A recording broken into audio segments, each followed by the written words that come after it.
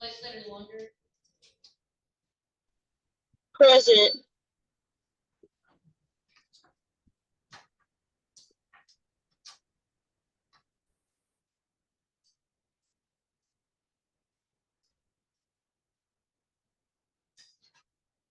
Legislator Markle.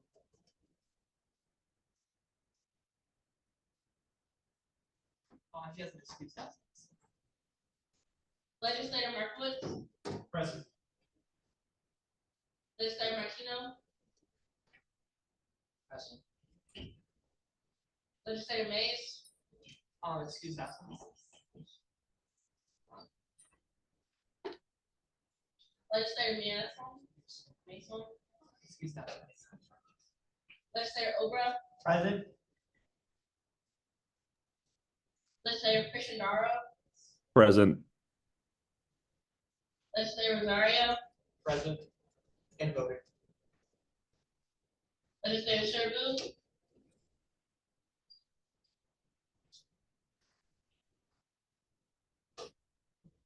Excuse absence.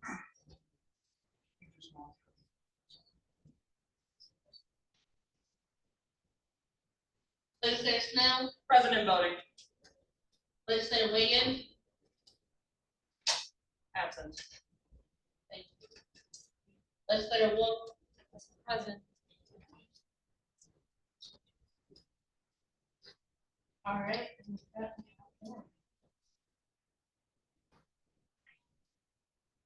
Moving on to our land acknowledgement. Further, we recognize the wrong done. Furthermore, we recognize the wrong done to these forcibly removed from their homeland and commit to fostering an environment that is responsive to the needs of the First Peoples through our words, policies, and actions. Right. Moving on to the approval of the agenda. Do we have any amendments to the agenda at this time?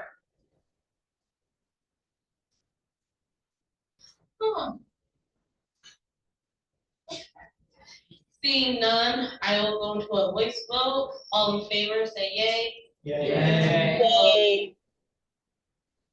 All opposed, say nay. Okay, with that, the approval of the agenda has passed.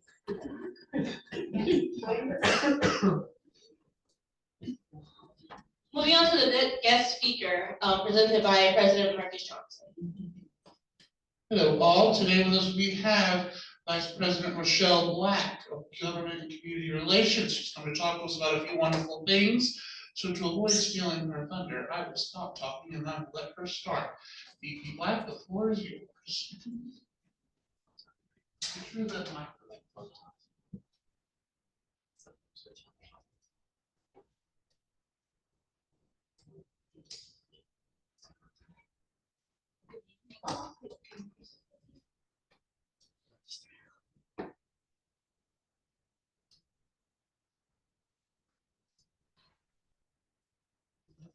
It's not working different.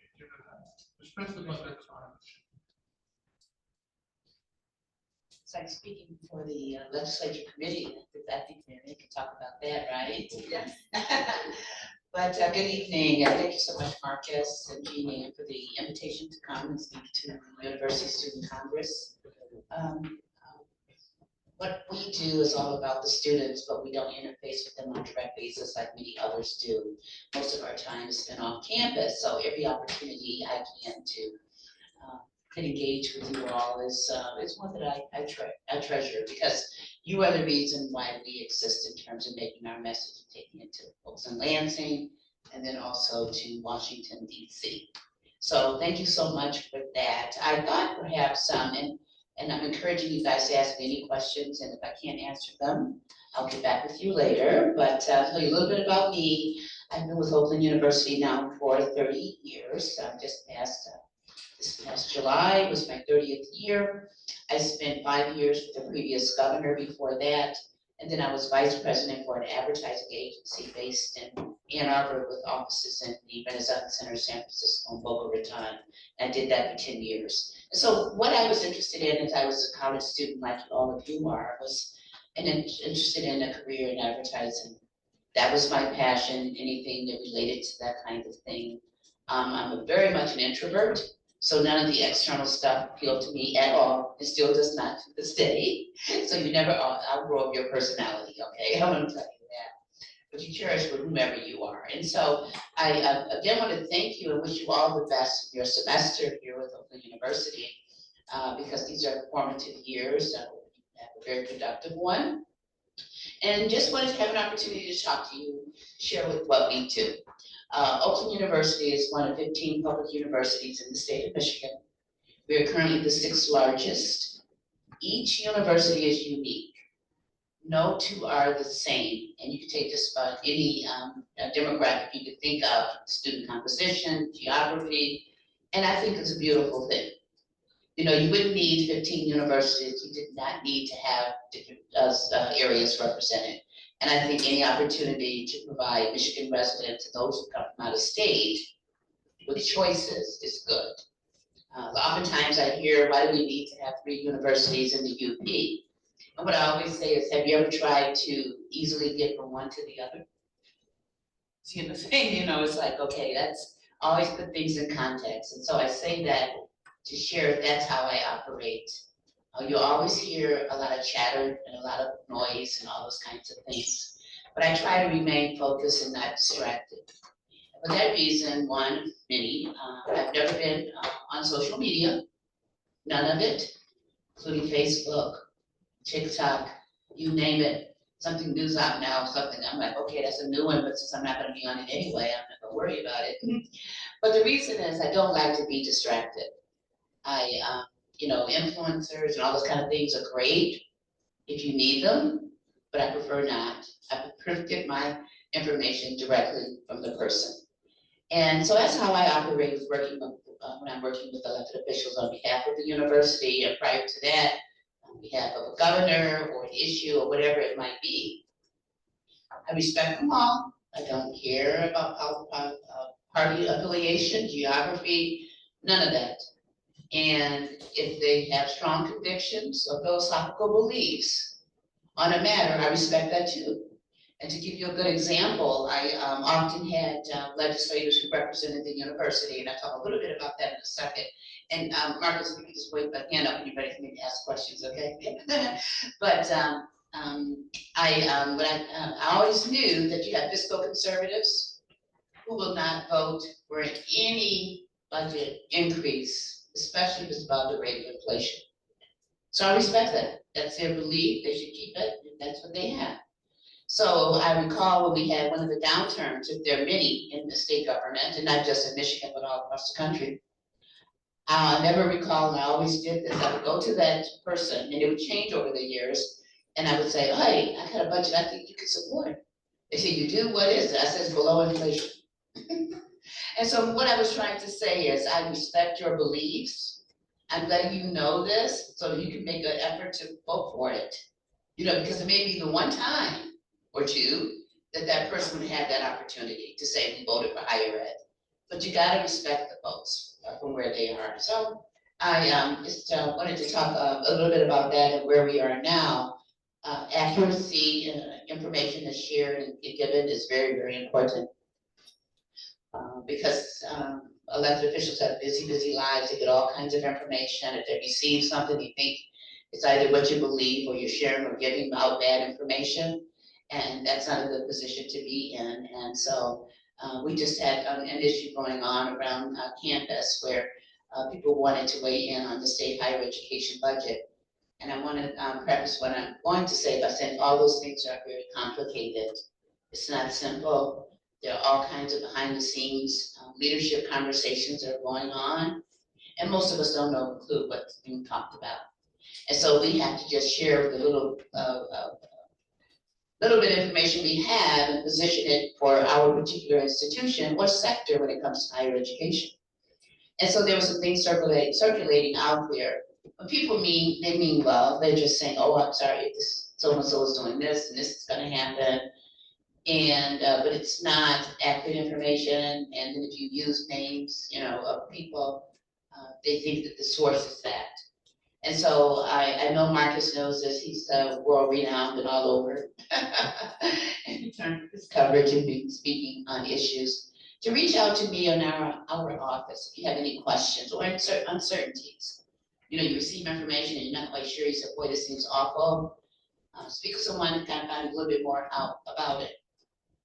Because otherwise, you know, our reputation for all of us is kind of tarnished because people feel we're going out there causing people to stir them up. Because being an elected official is not an easy job by any means, even if 100% of the constituents in your district voted for you. There's gonna be something somewhere, sometime, where they don't. And so I just like to stress the importance of that. Right now, we're in the midst of budget completion for FY '26 in the state of Michigan. You guys probably heard about it. July 1 is the statutory deadline. What that means didn't have any teeth to it, but it was something that the legislature and governor agreed. When possible, we should always try to have a timely budget. But July 1 was picked because of the beginning of the fiscal year for most schools, K-12, but also for many universities, including Oakland. So it was a natural one to say, if we can get this done by July 1, it would be fantastic.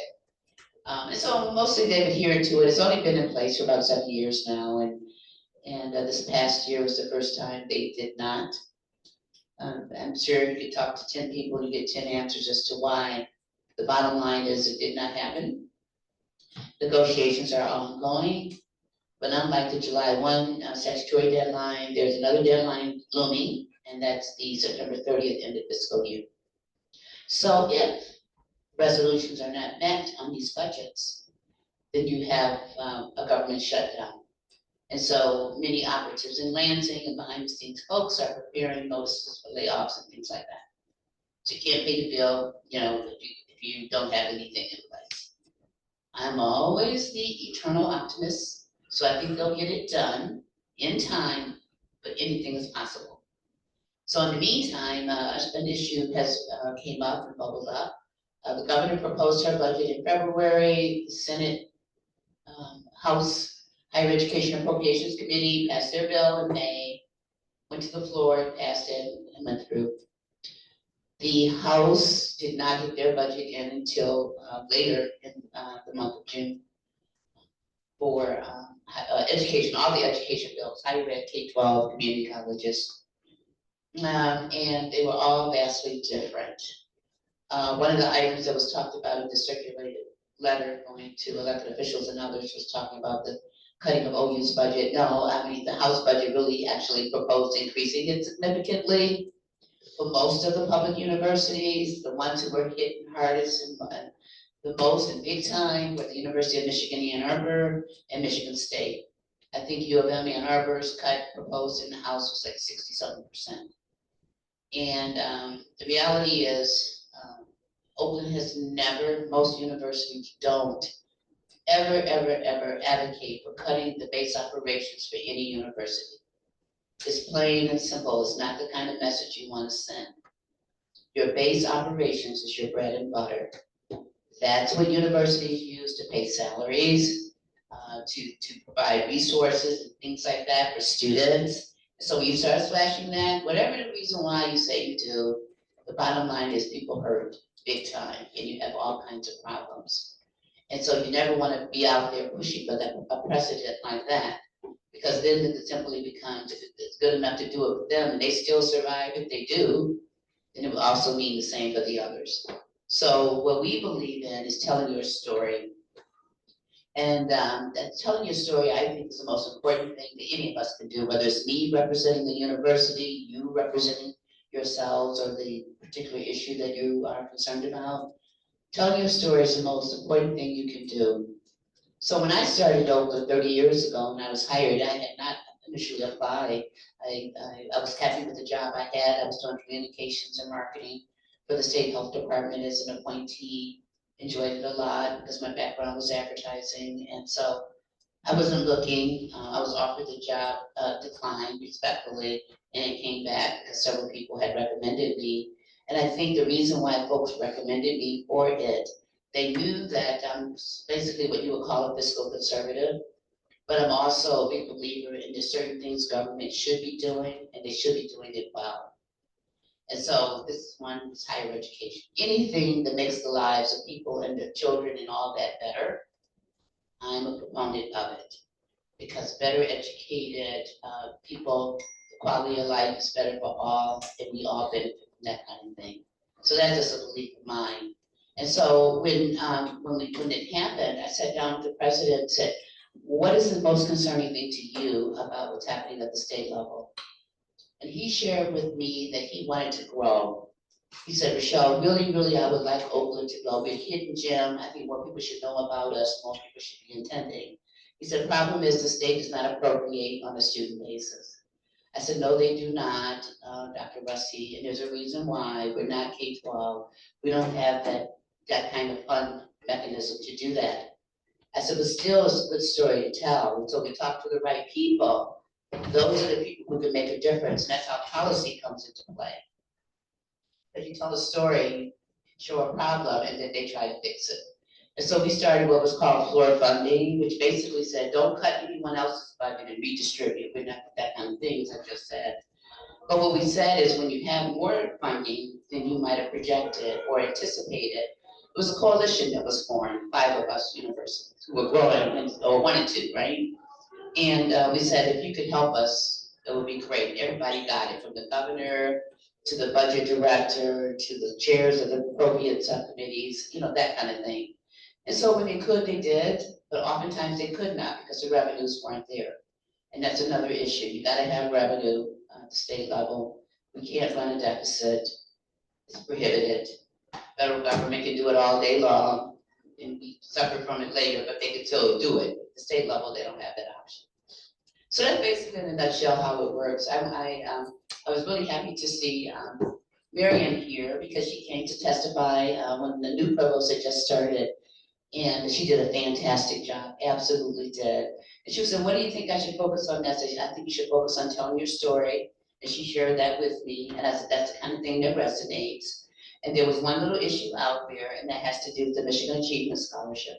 So I said to her, this is one thing you can end with to say that we support this. And the reason why anything that makes it affordable and accessible for students is something worth doing. So that's basically it.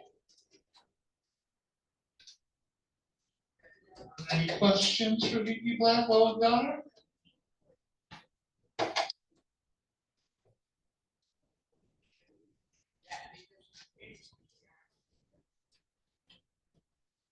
Chair recognizes Majority Speaker Bremer. Thank you for being here today, and it's good to see you. I just wanted to ask if you could provide a little bit of context on how the budget that in its current form, how that will impact the Michigan Achievement Scholarship and what that climate kind of looks like for the upcoming years. Yeah, so, thank you, Mary. As you know, we were looking at a $50 million increase that was proposed by the governor to try to help keep it, because the Michigan Achievement Scholarship, you receive it and you get it continuously until you finish school. And so the concern was in the future, you never know what may happen. So both the governor's proposal, House and Senate support it. But right now, I have not heard a lot of detail as to are they able to still keep it going.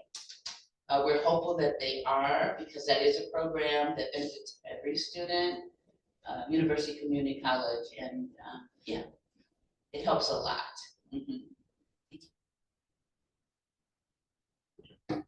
Any other questions?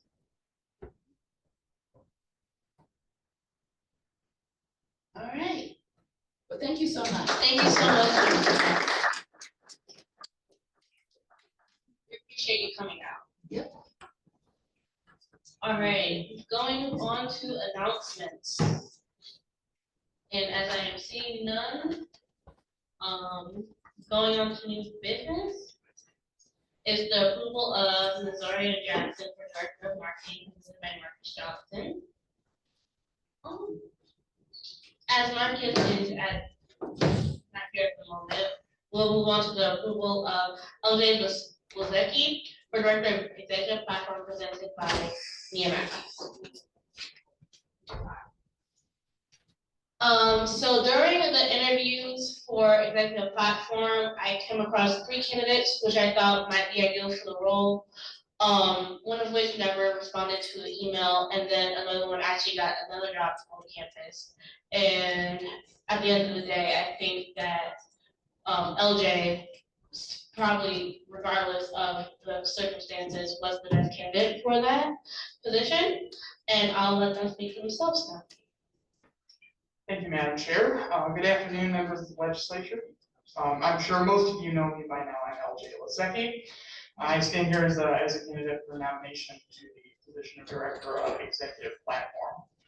I previously came before this body as a nominee for Director of Internal Affairs, and as I understand, some folks had some unanswered questions about my nomination for that job. And, what I understand, a lot of them suggested that I instead apply for this platform, Director of Executive Platform. I guess that's what I'm here to do, because the other position DIA has already been hired for. This is a really good candidate, and I'm excited to get the chance to work with.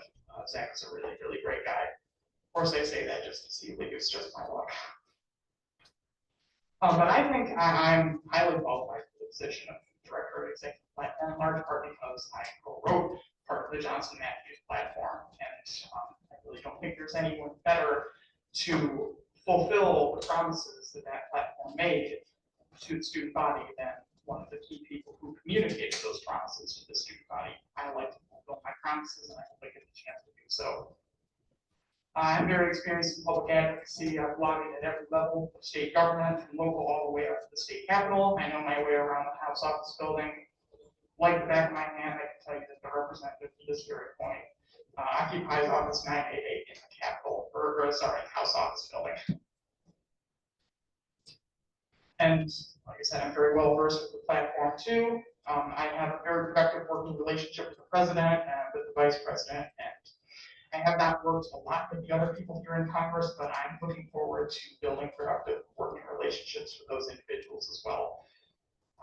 I think that's all I've really got to say, so I'm excited to hear any questions the legislature might have for me. I recognize Peter Ward. Hey, this is a question for both you, LJ, and a little bit for President Johnson. So, the executive platform position is like a little bit of a weird one, considering it doesn't really have like an outlaid job. It's just like, okay, it's carrying out the president's agenda.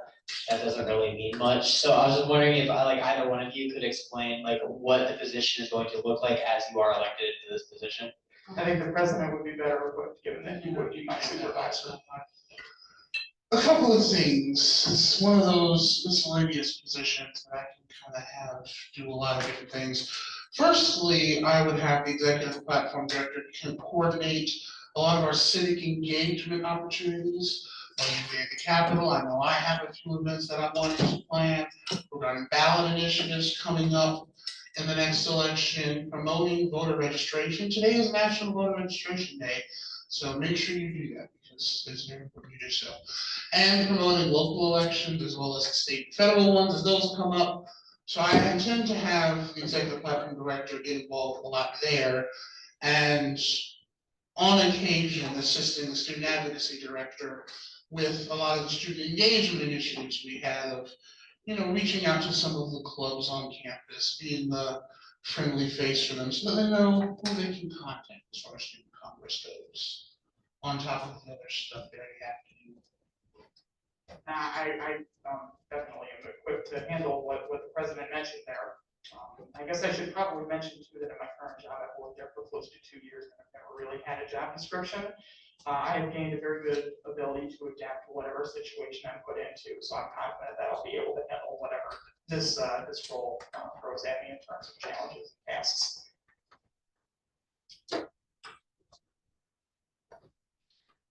Chairperson recognizes Peter, or Majority Leader Foreman. So I just wanted to ask, in terms of the executive platform, what would your top priority be if you are put into the position today, and how would you plan to execute that? The top priority would be, as much as I hate to use the word in its definition, but it's however the president deems necessary to execute the executive platform. That will be my top priority, and that will be really determined once I've got my marching orders from the president.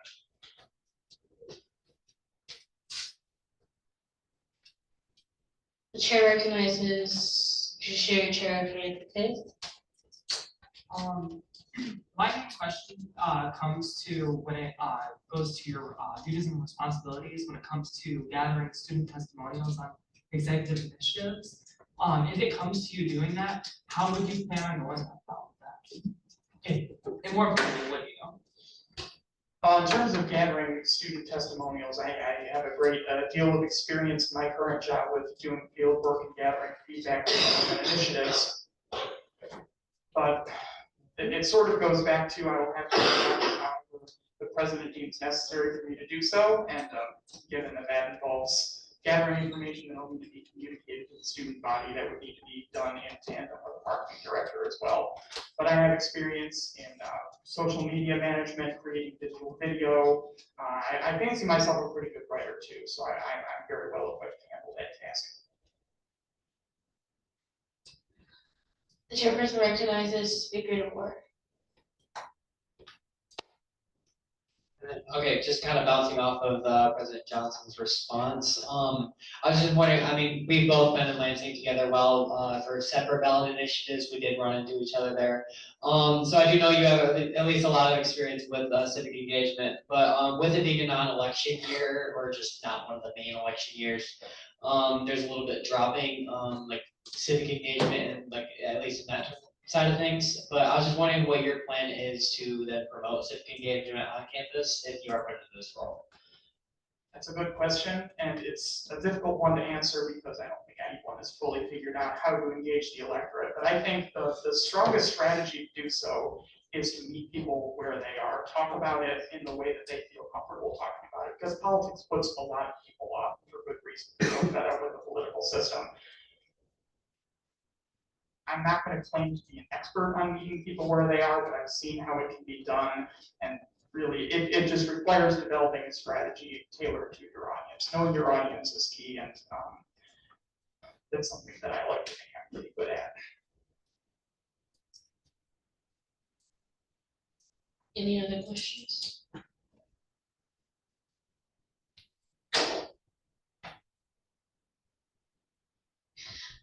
Seeing none, I'll ask that you step out the room so they can go into discussion. Thank you, Madam Chair.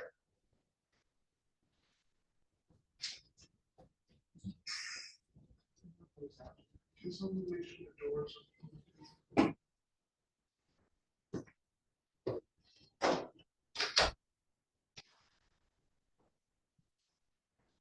The chair recognizes community support chairperson Jack Waters. Thank you.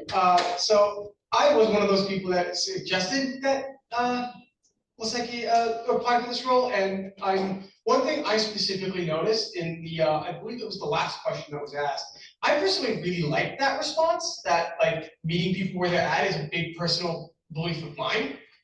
So I'm happy to hear that. That I yield. Speaker DeWart. I wasn't able to talk last time that approval went up, which means I'm the only member of the legislation that didn't and wasn't in that whole super duper fun conversation.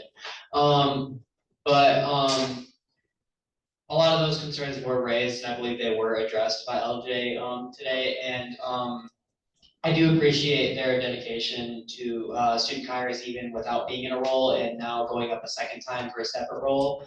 I was going to point it out last week had the meeting not been adjourned early, but they were one of the people that came in and helped me with Eats and Meets. They came to Little Caesars with me despite me driving on every single wrong turn. But yeah, I know I can't drive, but no, I recommend to both student Congress and any role that they could be put into. Personally been able to see their civic engagement skills. As I said during my question earlier, we were there for separate ballot initiatives, but we both were like, heard just how passionate they could be. And as Director Lehman Pace put it last year, a good executive platform director is a friend of the president, as they're just someone that just kind of goes on the whims of what the president says. So with that, I will say I do support LJ for this position. With that, I yield. Any other points of discussion?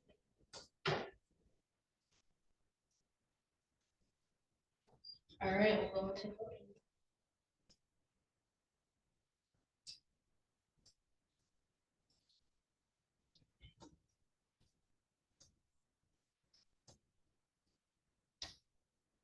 Speaker DeVore, Yay. Minority Leader Bremer. Yay. Judiciary Chairperson Fayette. Yay. Community Support Chairperson Waters. Yay. Legislator Black. Yay. Legislator Rosario. Yay. Legislator Snell. Yay. Hearing Chairperson Velez. Yay. Parliamentarian Bella. Yay. Legislator Joswicki. Yay. Legislator Munger.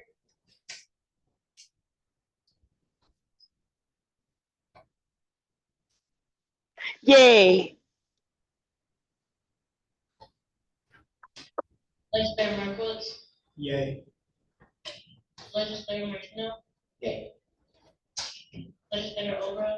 Yay. Legislator Pershinaro. Yay. Legislator Wolf. Yay. All right, we'll just have to pass the rules.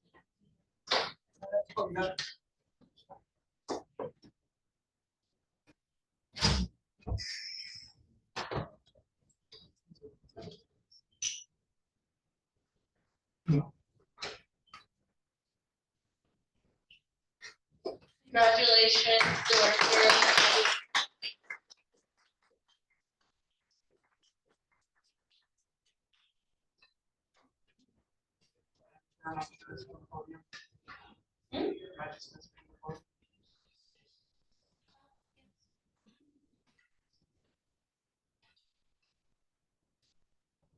All right, now going back to the agenda item number one. Culver has a question. Probably. Yeah, I was gonna say, point of privilege, could you lower the volume on the speaker a little bit, just because it's a little bit loud?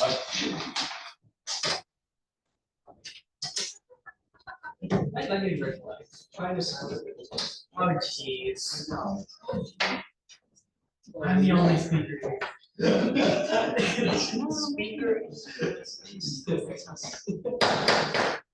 All right, moving on, we will go back to the approval of Missouri Jackson for Director of Marketing, presented by Marcus Johnson. Hello, so unfortunately, Nazaria could not join us this evening, her schedule's a little wonky. So I did ask that she attend the legislature meeting on Friday, just so that you'll have an opportunity to meet her, talk to her. And the legislators now have many an initiative to bring to her attention. But I will also let you know, we do really need a marketing director, because A, the marketing committee could use some guidance, that's not me. And when I spoke. Thank you, legislators, for your agreement on that point. And when I interviewed Ms. Aria, she actually took the time to go through our social media presence to find out where our weak points are, to see where we could, improve and to get more engagement that way. So I'm quite excited to see the things she will bring, and I'm certain a lot of our legislators really love to do the marketing side of things, are as excited as I. Thank you, legislators. With that, I will yield.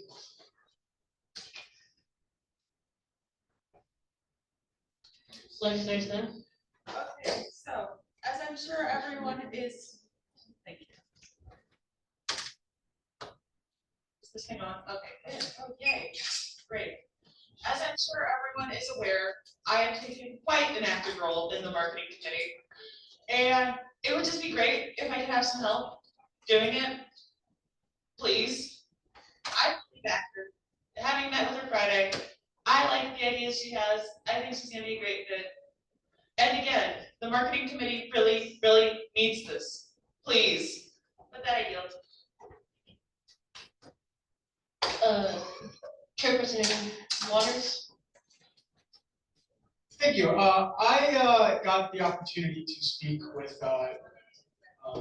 Zaria on Friday at the lecture meeting, and I was very happy to see Zaria there. Provided that she could make it today, I'm happy that she didn't just not show up to anything and just expect to. I was very satisfied with what I heard. And Legislator Snell is right. We need a marketing director. And not only that, I also think Zaria would be a good fit. So with that, I will be supporting. I yield. Chairperson Fayette.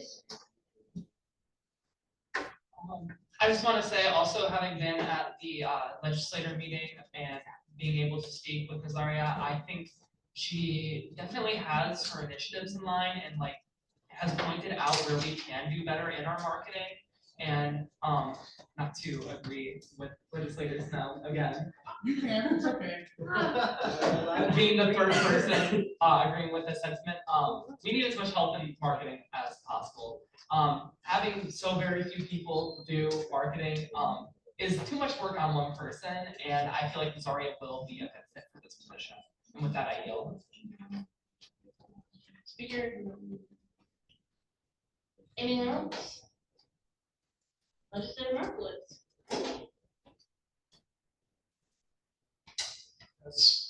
As someone who hasn't gotten to meet Nazaria yet, would someone mind just briefly explaining like any ideas that she had, like why they think she's qualified, just anything to help me in my voting? Thank you. Speaker DeMore. Well, I don't remember off the top of my head her resume specifically. I believe she is a marketing student. She was like, a main thing she was dedicated to was making our marketing a little bit more sustainable, which I know that's something that a lot of people have been concerned about over the past year. As much as we love those little gavels, I know a lot of people have made it a point of controversy. But yeah, they were made it dedicated to making it a little bit more sustainable there.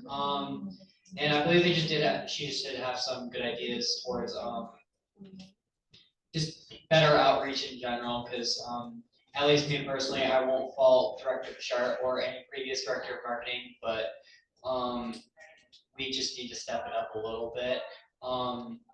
We have a 16,000 person student campus, and I think the amount of people that are engaged generally are like about 200-300. So she did have some good ideas to help us out there a little bit. We did get to talk to her, but I don't know her resume off the top of my head, but that I yield.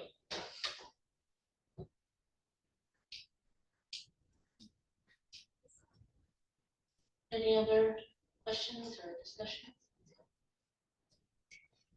All right, well, since she is not here, we can just move to a vote.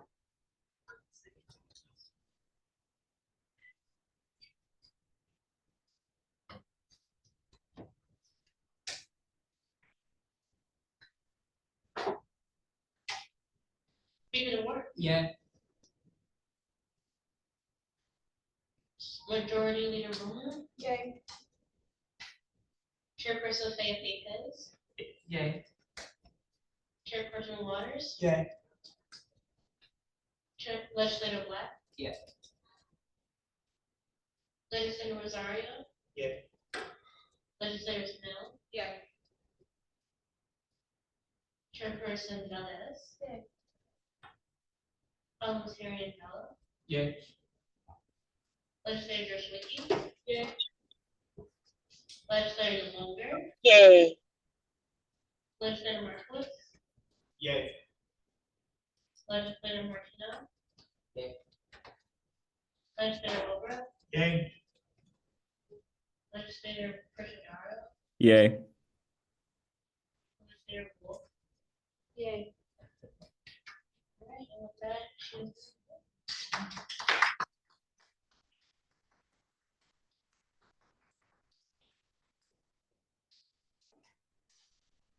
All right, moving on to CR 6812 presented by Chairperson Fayette Pez.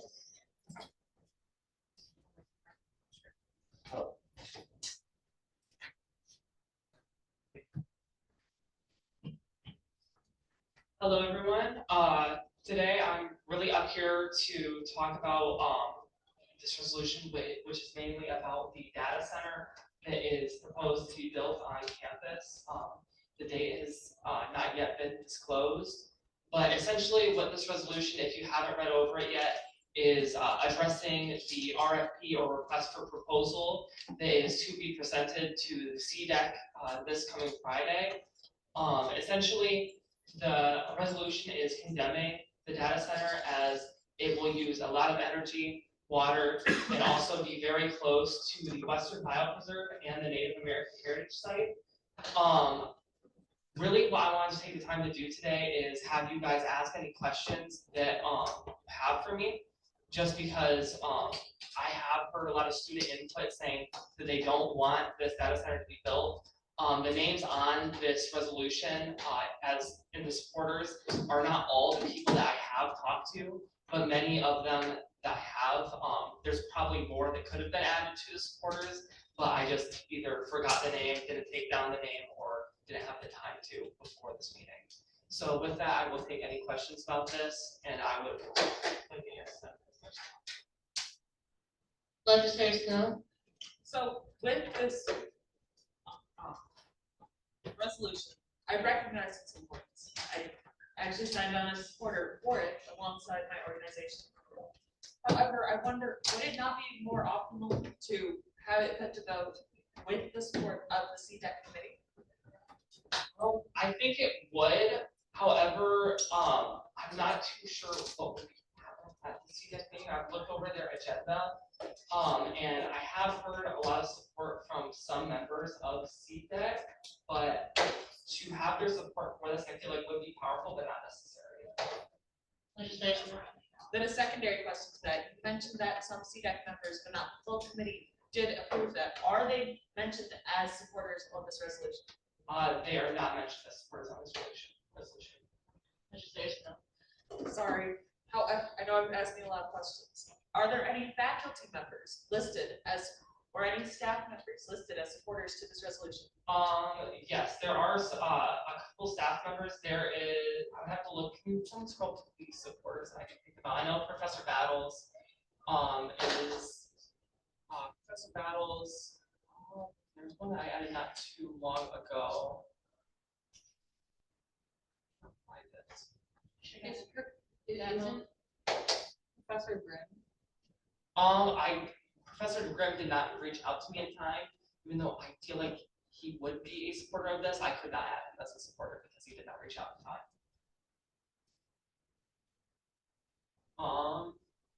Let's see the other professor that I have.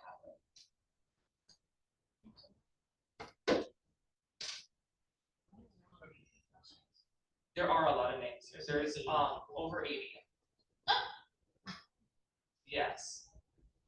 80 names, including organizations.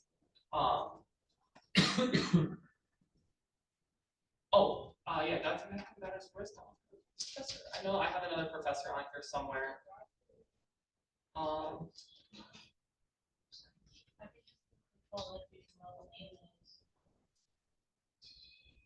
Warranty. Alexander Warranty. Which is on the bottom row. Doctor should probably be added to that. No, he's a student. Oh, a student? He's not a professor. Okay, never mind. It's good. But I do know I do have faculty support. I probably could have gotten more faculty support if I got enough outreach. And I did do outreach, but not a lot of people got back to me on that. Legislator Markowitz. One quick question and then my main question. What is CDEC? CDEC or the CDEC is the Center or the Campus Development and Environmental Committee. Okay. So my next question is, what is the main, so the first time I read this through and I pulled up the proposal itself too and skimmed through it. And as of now, it seems like I would vote no against this.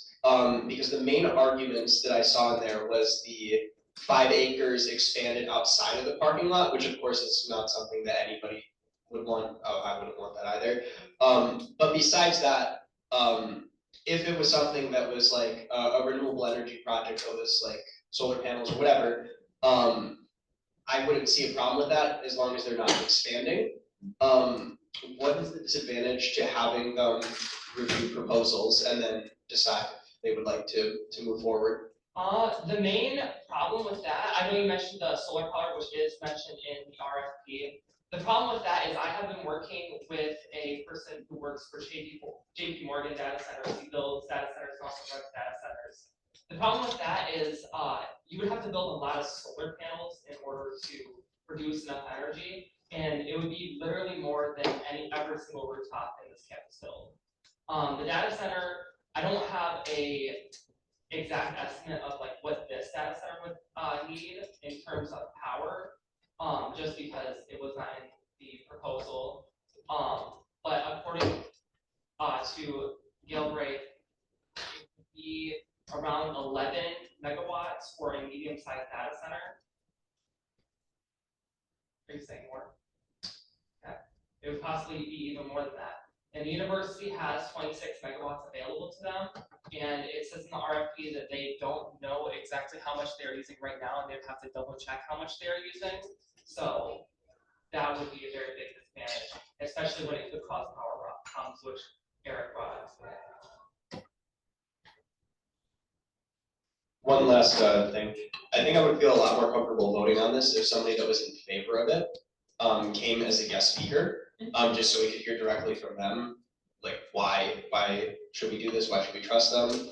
Because I think, I mean, I work for DTE Energy. I see, all sorts of renewable energy projects. I'll be transferring over renewables in a month, and it's so complex. And so I think for any one of us, unless it's our full-time job, to just like really truly feel like an expert on these proposals that are coming in, I think is just a tall task. So I'd be curious to hear somebody that is putting in a little bit more work and then evaluating that, if that's something that you'd be open to. Yeah, I'm in complete agreement. I feel like having at least some form of other person that isn't against it.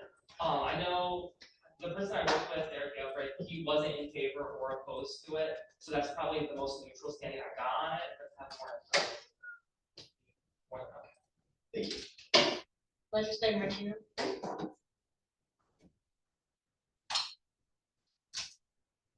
So my question is, the resolution as we have it is rather punchy, and with the meeting for CDEC coming up on Friday, is there a reason we're taking this punchy of a stance now instead of asking that the university give us more information prior to CDEC's meeting in a more constructive manner? Yeah, the reason why I'm taking such a staunch approach is because of the effects on the environment that data centers have, especially them considering their zoning policies, which is mentioned in this resolution. Essentially what Oakland University is going to do is they are going to bypass any local or state government in implementing this data center. Additionally, they are also not too prone, or they did take a very adamant take on getting LEED certification, which I can't remember off the top of my head what LEED stands for. That looks like you. This is perfect. Okay. I can't remember exactly what LEED stands for, but it is an environmental certification. Yeah. Leadership in energy and environmental design. Yes. So essentially what the RFP says is that it would be preferred, it's not required. And for a project of this capacity, I think it would be very, very, very, very important to get as much certification as possible. And with already knowing the effects of larger data centers and medium data centers such as this one, I think it would be very important for them to consider this, and I also don't think it would be a good idea. Another reason why I took this approach is because every single student that I have talked to about this does not like data centers. And they don't see any way that this could help them, or aid them at all, and they don't see a benefit for the student body. So I don't think necessarily student Congress should be going in with a more lenient approach, I guess I would call it. I think as I have it worded, it represents the student body best. Legislator Black?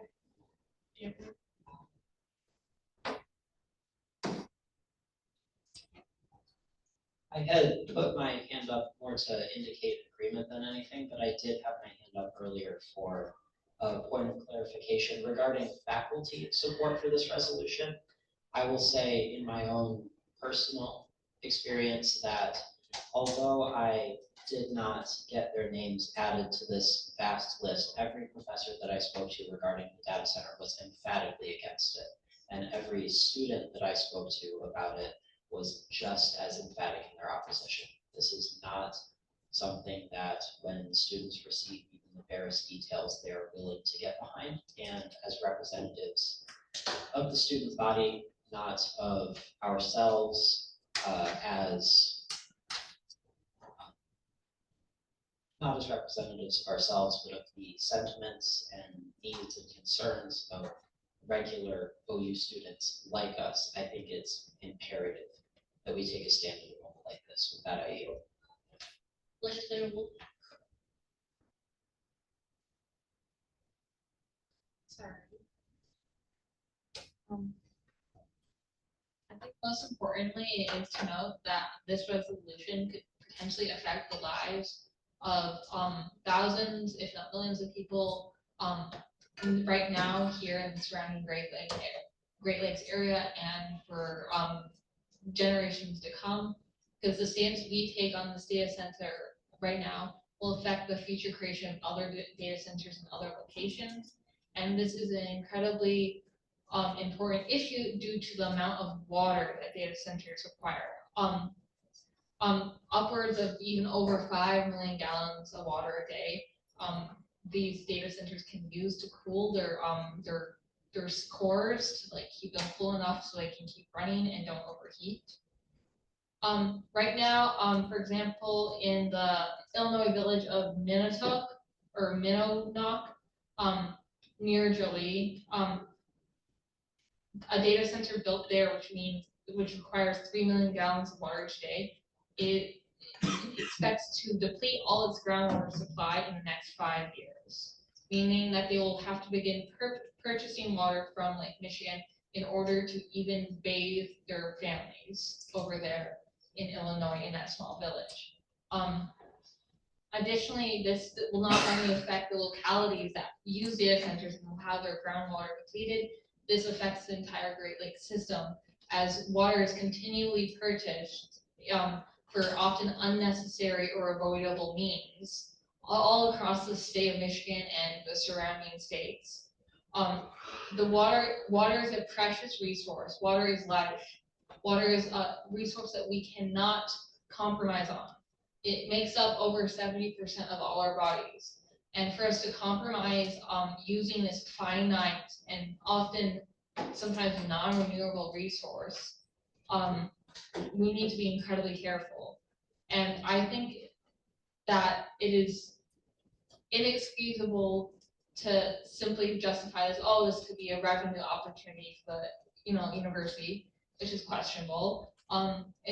It is irresponsible to be simply think, oh well, it provides technology to the area, because technology itself is not neutral. Technology itself is not always progress, and I believe we must choose our community's safety in terms of their water supply. We must choose our region's integrity of our environment over this data center. We must choose the future of climate change and water scarcity all across the globe for generations to come by rejecting this data center. I yield the floor. Majority Leader Runner? I will keep this brief because I fear we're beginning to blur the lines between time for questions and time for discussion. But with that being said, since our Board of Liaison trustees cannot speak during this time, I wanted to bring up some things regarding some of the questions that have been asked. In regards to CDEC and their approval of this, CDEC wants feedback from Student Congress. This resolution is intended to be the feedback that CDEC is looking for before they continue to look at this proposal. And it wouldn't make sense for them to sign on to this because they want to understand what students think. And they also want letters from various groups on campus. The RFP opens the door to expanding, and they can then expand later without the permission of students having any say in this, as is listed within the resolution. And in terms of faculty not being included on the list of supporters, faculty is sending letters to CDEC. Rather than partnering with Student Congress in this specifically, they're aiming their efforts elsewhere. Just to clarify some of the things that have been mentioned, I yield. Motion to extend by 2 minutes. Is there a second? Are you amenable to 5 or 10? I'm amenable to that. Motion to amend to, which one did you want? 10 minutes fine. Okay, motion to, can I just second that? Yeah. Yeah, you could just Second say, you can Any just motion objection? 10. Make motion to extend by 10 minutes. Legislators, So just first off, Val, or let judiciary. That was fun. Okay, thank you. Val, Crazy, doesn't look too bad. I couldn't even pay attention to it. So Val, I know you said you were working with someone. Is there any way you could like call them into a meeting or bring them to our next GDM? So, Even after we vote on this, just to kind of explain a bit more about it. I know it might seem a bit counterintuitive, but if this is such a big thing, I feel like we can dedicate time to it. yes, I can do some reach out. Legislator Martinez. So 2 things. I do want to talk about the concept of the amount of water. I do want to talk about the concept of how much water the facility will use.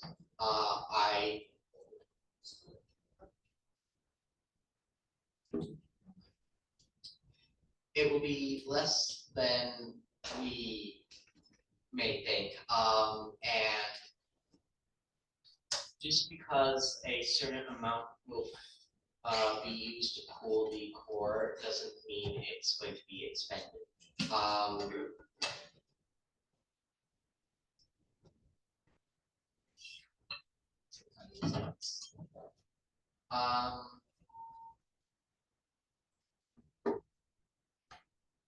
It's not like the water going through the core will then not be used again. It will just be collected, cooled, and then re-enter. It's a radiator essentially. And on the topic that legislature now just brought up, this will be an ongoing thing regardless of what happens at CDEC or here today. So anyone who can be brought in and comment on this will be greatly appreciated. Thank you. Legislator Markowitz.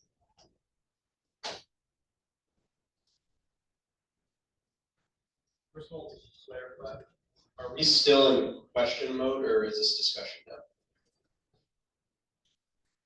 Okay, noted.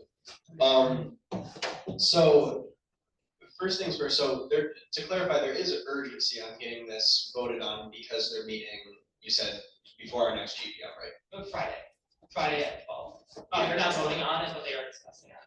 Okay, so if we were to push it off because they're not voting on it yet, it wouldn't be the end of the world. It wouldn't be the end of the world necessarily, but I heavily advise us voting on it today. Okay, so with that being said, listening to what everybody else said and also the stuff that I've read, I think personally, I would like it if the resolution was modified so that it included the things that we all agree on. Like I think the expanding is probably something that every single person in this room would be against and every single student would be against. I'm more than happy to have that in there. But I think some of the more intricate details about the data center itself, its water usage, how unsustainable it actually would be, what would be powering it, if that would be, like if there would be another interconnection area that would be established, or if it would be using the 26 megawatts that we already have, like all of those details, I think I would prefer to kind of stay out of until we have a more clear idea. Because I think the one thing that nobody has talked about is the fact that in the request, they do want to provide 1,000 square feet office space for OU's planned AI Institute, which is something that it sounds like they want to build already. And I think that, I mean, I literally talked to a student today that said that they were going to apply because they want to get a degree in AI from OU. So obviously, we're all in favor of expanding programs and expanding programs where appropriate. We just don't want to cut down trees and destroy our land to do that. So I think if we just clarify that that's really where student concerns is in the environmental hazards and in the potential expansions, cutting down trees, cutting into the wetlands or even the Native American heritage sites that we've protected, I think that would do a much better job of telling a story of what every student would probably be echoing. Yeah. Legislator, Reckles, is there a motion?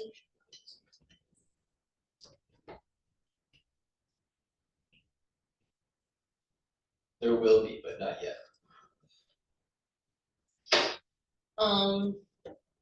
Yeah. Speaker DeVore. I would like to point out regarding the fact that we don't believe that this reflects student input. I would just like to point out that this resolution has by far the most amount of signatures on a resolution in OUSC history. So there is very much widespread disapproval of the entire RFP and all of the issues talked about in this. I also do not see a point in cutting out details that are also outlined in the RFP. Just for the sake of, we don't think people agree with it, as we've already been advertising this at some of our tablings and have talked to several students and faculty members alike. I'm also on the CDEC committee. Big thing that what they want pointed out is like they're just wanting open letters from students. This is the open letter from students. So the urgency is we need to have this passed now, and I believe as it stands right now, I think it should be like this. With that, I will yield. Legislator Rosario.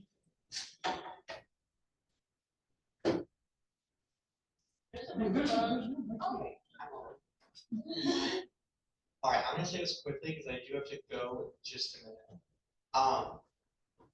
Both as an individual and the president of the Polymer Conservation Org, I am in support of this, but that's not with a full R. I'm wary in my support of this. I think it's great. I think it's good. The language, I think, should be modified at least a bit. I think students do feel this way, at least most students on campus. I don't think we're going to get the response that we would like to see with such language. Is there a motion? Not for me. Definitely, I think we should get a speaker. I think we need a speaker for both about this and in general information about data centers, because we're not all engineers or working for stuff like this. With that, I do. President Johnson. I'm only speaking to add the note that Vice Presidents McIntosh and Mackey do intend to sign up to come to one of our general body meetings to discuss this project. So it's going to be in October. I gotta go check the sheet to see if they actually signed up or not. But I don't want that to influence how you vote today. But I know some people are saying they'd like to have a speaker come in. This is my way of alerting you that you will probably have. Legislator Snell. Sorry, I've had a couple more questions come up. I'm sorry, I know this is discussion time, but I know that you mentioned, I think it was earlier, or no. Legislator Markowitz mentioned earlier having a AI data center, research center for students with the office space. Isn't it, I know you told me that we have one already. Is there any way we could take the funding from building a whole new one and just upgrading that one? Would that be less environmentally unstable, if that's the word, things like that, or would that help at all? Be the best of both worlds? I don't think it would necessarily be the same. I do know we do have a data center on campus and an AI institute already. This would just be adding a new AI institute. So this would establish 2 AI institutes? They would probably get rid of the old one. Oh, so this is the upgrade to the AI institute. Okay, then, and my follow-up question, as Legislator Martino mentioned earlier, not all of us are engineers. I know I'm not an engineer. I am not a woman in STEM, sadly. So is there any way to kind of, I don't know. I know a lot of students probably don't fully understand what data centers are, what they do. I know that's something that's come up a lot in my conversations. Is there any way we can cut out some info about this to sort of see what students know and see where that anger is coming from, or not even anger, like where their disapproval is coming from the students who are so strongly opposed? Yeah, the main concern that I've heard from students is to do with water usage. Is there a motion to extend? Motion to extend by 5 minutes. I'll second it. What was that? Motion to extend by 5 minutes. Second. Motion. So the main concern that I've heard from, I would say like 90% of the students that are signed on to this resolution as supporters are like the water usage effects. Is there are a lot of research papers about like how data center water usage will affect the environment in the upcoming future. The amount of water, as it was mentioned earlier by Legislator Martino, that it's going to be less than what previously was mentioned.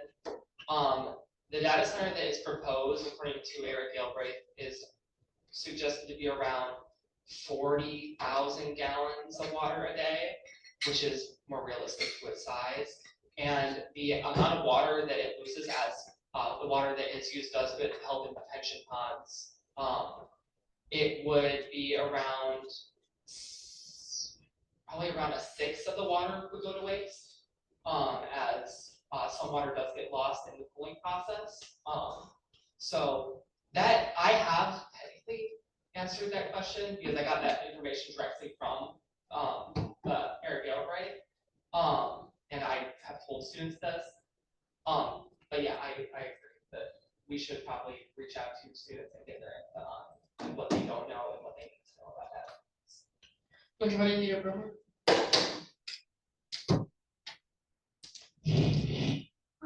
In terms of the point brought to the body about discussing this more with students, I would just like to say that although the entirety of the legislature has not been working to discuss this topic with students, there is a good handful of people within the legislature that have been extensively and primarily working on discussing this with students and making sure the student body is aware of the implications of this proposal. I know it's also been mentioned that some people would prefer to hear from an engineer or an expert on these topics. And to that, I understand it to a degree. But with that being said, I would also like to say that I don't think we need to be an engineer to be able to determine the fact that when you look up data centers and you look at the research, there is a plethora of negative environmental impacts that accompany it. No matter the specifics included in the proposal, totally irrelevant to that. And with that being said, I think it's also extremely significant for us to look at the relational impacts of not passing this resolution. Student Congress has a historical precedent of working with a lot of environmental advocacy groups on campus, in addition to a really strong relationship with the Native American Student Organization. I think that if we are not able to act on this and say that any negative implication towards any of those organizations is excusable, I think that will have extremely negative impacts on our relations with those organizations and our ability to pursue the functions that Student Congress is intended to pursue. With that, I yield.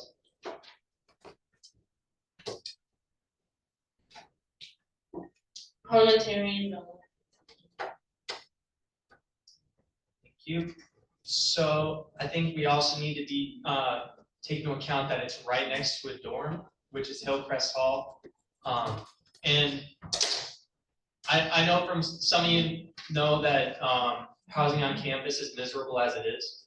But I think it would be worse if there was a data center right nearby where there's droning sounds coming from it 24 hours of the day. And I think in the long term, that would have a negative impact on the well-being of our students.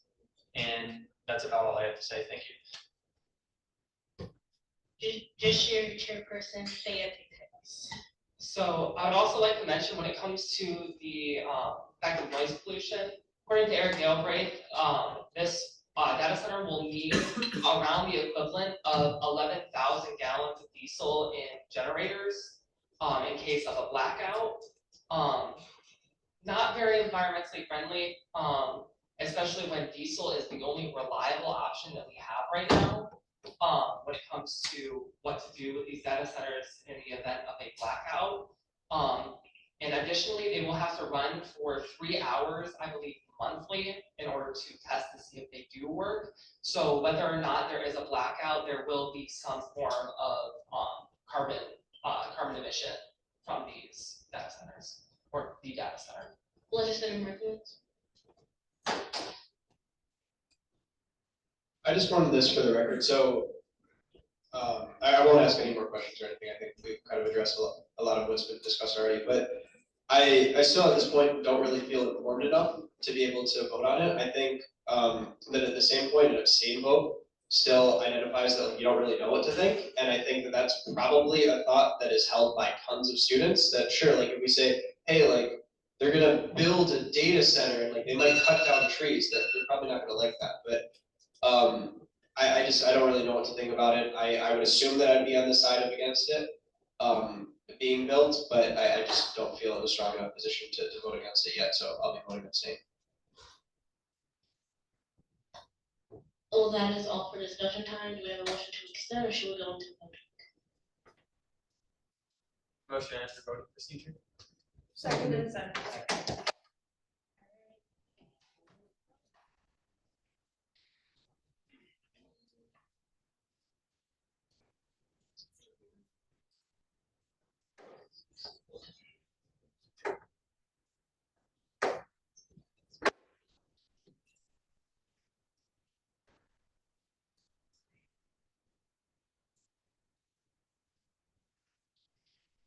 Speaking of work, Yay. Majority Leader Brunner. Yay. Chairperson Thea Pickens. Yay. Chairperson Waters. Yay. Legislator Black. Yes. Legislator Rosario. You have to take a point of personal privilege. President voting objection. Legislator Snell. I'm sorry, can you come back to me? Yes. Chairperson Lopez. Yay. Parliamentarian Miller. Yay. Legislator Justin. Yay. Legislator Lanier. Yay. Legislator Markowitz. Abstain. Legislator Martino. Abstain. Legislator Obra. Yay. Legislator Christian Darrow. Yay. Legislator Wolf. Yay. Legislator Snell. Yay.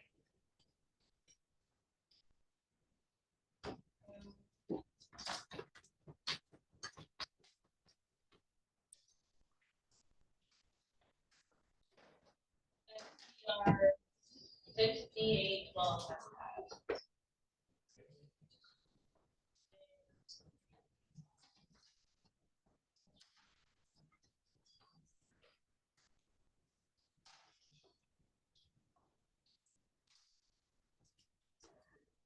Alright, moving on to 68 and 2% of my housing. Okay.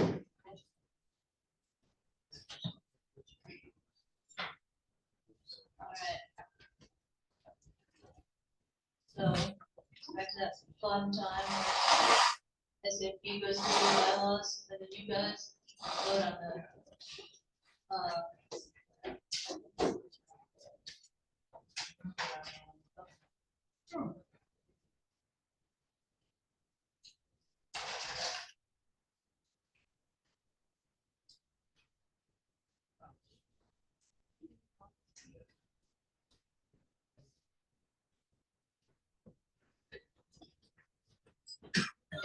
cool.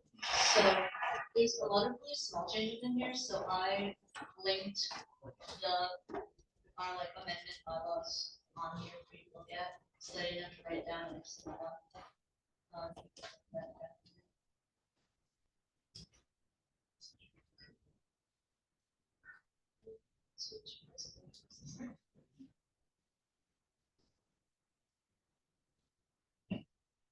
Okay, so if you could scroll down to wherever the first suggestion is.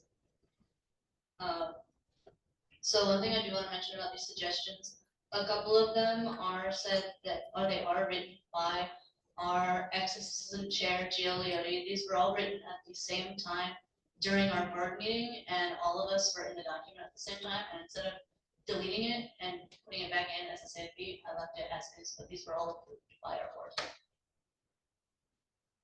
Okay, so the first one is for section 15.7. We are changing the student body president and the vice president of the University Student Congress are non-voting ex officio. You're replacing vice president with the judiciary chair. We voted on this because judiciary chair, in our opinion, should be in a non-voting member of our board, because when the appeals process goes through, the judiciary will have to oversee it. Then we can keep. If any of you guys have any questions, please raise your hand and I'll stop to answer. And then that one, we decided to remove shopping from shopping receipts for clarity, because audits on any receipts are conducted in collaboration with the OSI. And as for the next one, we wanted to add punishment for not fulfilling this requirement. Submitting a current inventory form is left to the board's discretion and will be discussed with the organization. We want orgs to fill out the current inventory form, and having that in our bylaws was important to us with our new form.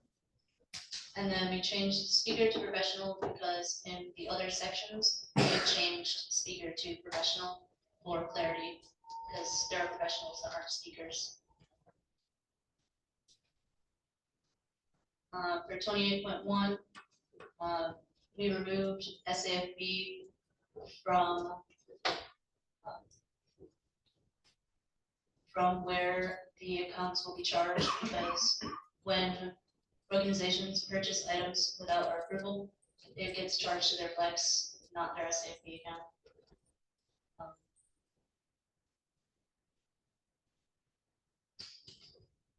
And so and then in this part, in 28.2, we changed during an in-store purchase, the organization may purchase a similar cost equivalent to, they must notify SAFB and receive confirmation to first purchase a similar cost equivalent. So that SAFB is in the know when organizations purchase similar cost equivalents.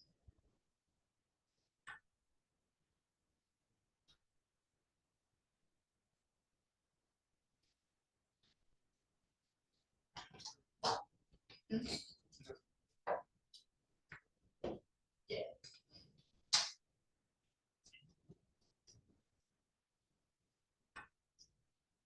We changed ensuring that all board members maintain good academics and disciplinary standing to That's all right.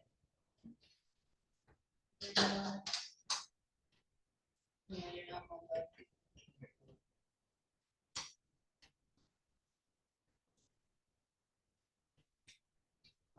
That should come back to that one.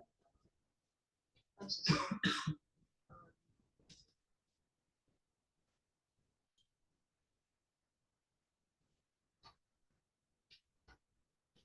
Okay, so to the last mix.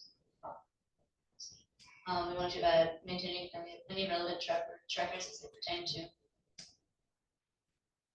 OSI operations. We have some trackers that we and the OSI do separately. And we wanted to add to our bylaws that we are maintaining these trackers so that future SAPs are not confused as to what they do.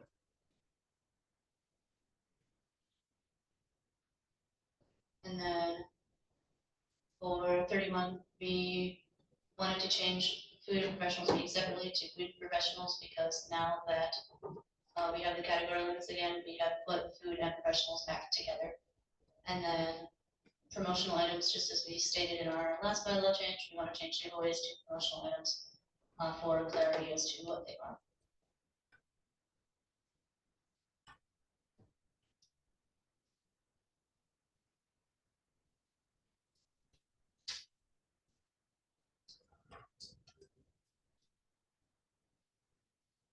We want to delete community service hours must be verified through the OSI because it didn't make sense in this section. We'll talk about community service later, I believe.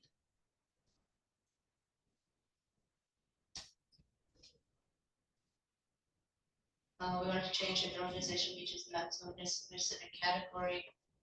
The board may decide to allocate funding from unused categories to funding may be used to provide or additional funding needed for the board's aggression for a little bit more clarity. It looks a little weird with the suggestion, but I think, yeah, it's more clear. That's it.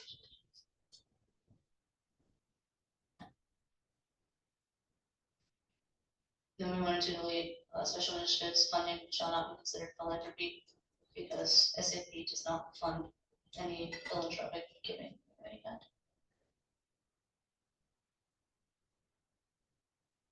We wanted to remove for takeout delivery and 15% for in-person tips because when we do our finance training, we only talk about a 10% tip, and to my knowledge, we've never talked about a 15% tip. So I wanted to take that part out so that orders don't get confused. And then here we just changed all the speakers to professionals. That was a grammatical change.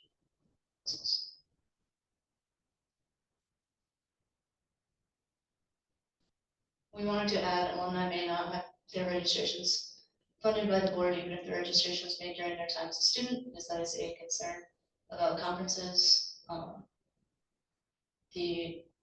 There is policy that alumni cannot have their conferences funded, and some organizations may not be aware. We wanted to leave for funding of initiatives because it's a little redundant in that statement when we're talking about special initiatives.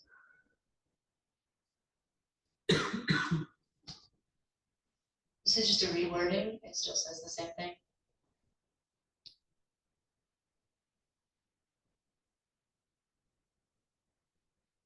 We wanted to add that organizations are required to complete a financial training session before they submit a request, so that, because that is what we mean by that statement, just for clarity's sake.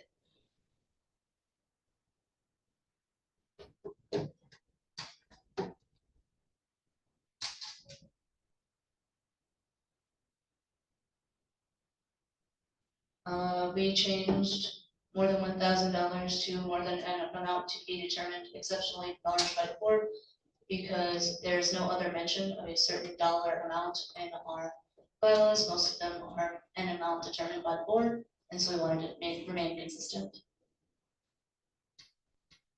Oh, wait, go back up, I think it's- we also wanted to add all allocations totaling more than a predetermined set by the board must include SAFP's logo in its marketing materials, and that SAFP must provide these marketing materials for the students' organization in question upon approval of the request. This is a new thing that SAFP has been doing, and we would like to add it to our bylaws. That was a grammatical error.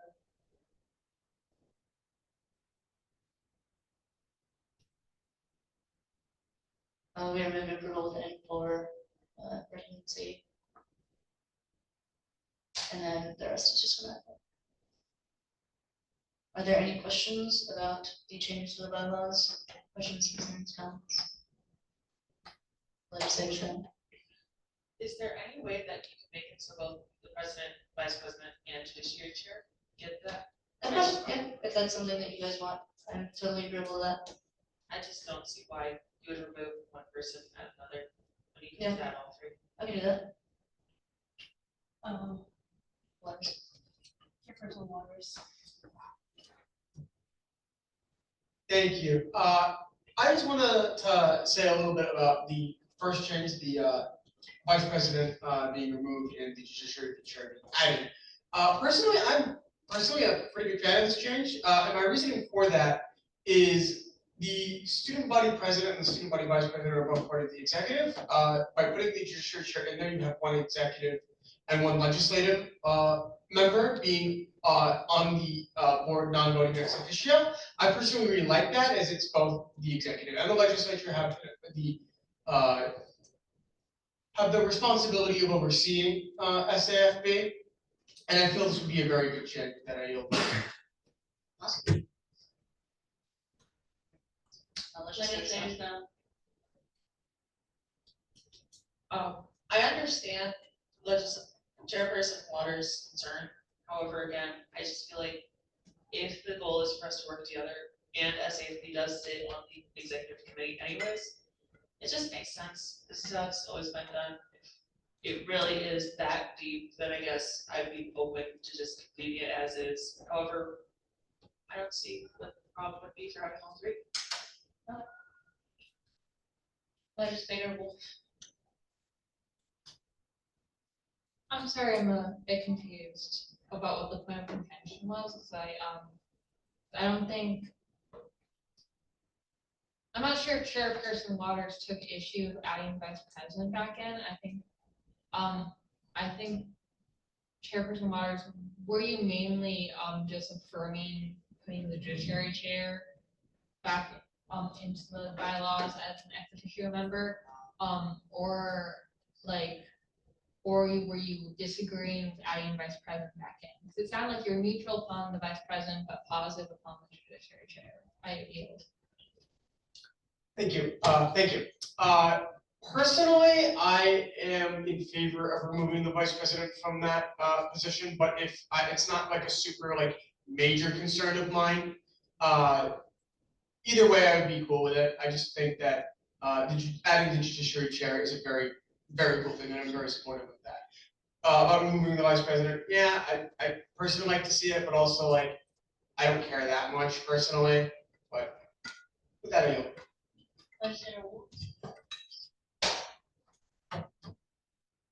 In that case, I'm partially against adding the Vice President back into as an ex officio member, not for any principal reasons beyond just I think it's a little bit like packing the courtroom. I think we don't need too many cooks in the kitchens.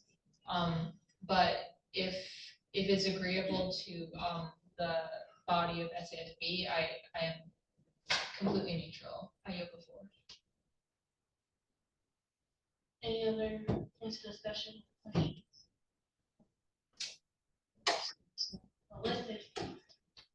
I recognize the idea that it might just be a matter of too many cooks in the kitchen.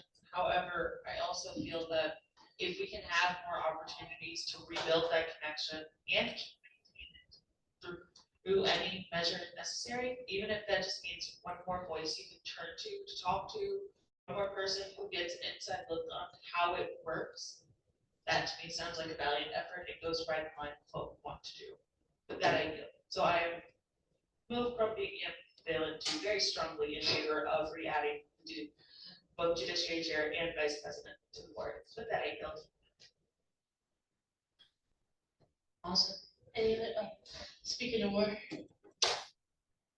Would just point out that these people are kind of, regardless of if we add it back or not, it's non-voting ex officio, so these are hardly cooks in the kitchen. There are just people watching Gordon Ramsay in the kitchen. They're not exactly doing much yet. It's another voice in the conversation, so I fear either way, it's not that deep. Yeah, with that I yield.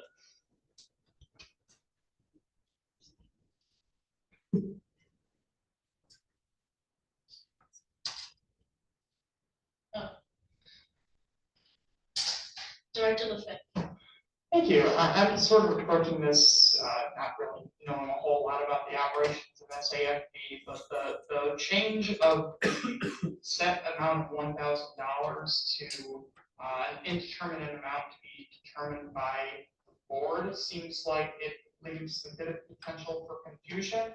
And also, this might be just the way that I was reading it, but it seems like it creates a circular dependency if they have to inform the board of spending spending that exceeds a limit, they may not know yet if the board hasn't determined that spending limit in advance.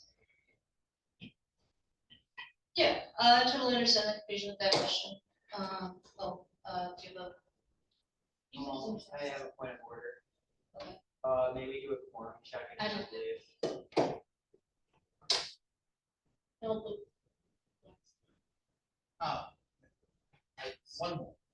One more person, please. We have one more left.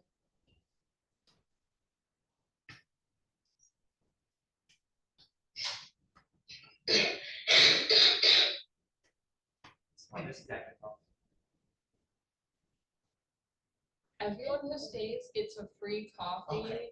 from the LUC office. Quorum is actively well, if one more person leaves, we're all screwed. So most of our bylaws about how certain funding works is there's normally a percentage, and that percentage is determined by a number that we decide at the beginning of the semester. This undetermined amount would be determined at the beginning of the semester, well before any students need to know. So for example, right now it's $1,000. It will remain $1,000 for the remainder of this term. But if, let's say, next year, the funding limit for clubs is a lot smaller, that number would also shrink at the same rate. If you would like, we maybe amend the letter to talk about board, for making that a percentage of the budget as well, if that makes it clear.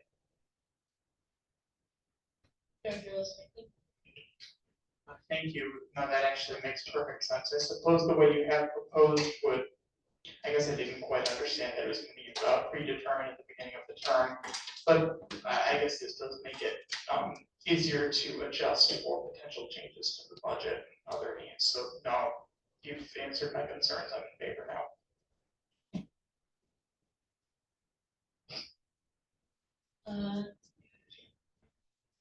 now. Speaking of work. I was literally just gonna say, for the sake of future clarity, if we could like maybe get a percentage amount, just to specify for the future, just like, okay, it's 1/3 of the SAP or whatever the club's budget is, if that would be cool. Just obviously to make it more clear for both us and for anybody else in the future trying to make that decision. Yeah, if you would like me to make a set, it would end up being 1/3, because that's what 1,000 is for our budget right now. We can definitely do that. This has to be read one more time anyway, so. Legislation now? Everyone's open to both changes, like, can we just add both in as a friendly amendment right now, or is it just something to add between the two readings? Add it between the two readings. Swag, thank you.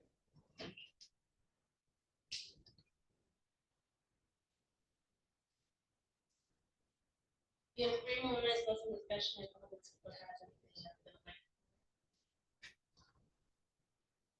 Legislators now. Motion to end discussion. Second. Lovely, motion has passed. Moving on to CB 6812. I presented that, I just want to make a quick correction. This is the first reading. It is not eligible to vote at this meeting. Thank you. That's Ally. Wrong. No, jeez, Apologies, copy. thank you. My bad, Neil. I'm sorry, Neil. Sorry. Oh.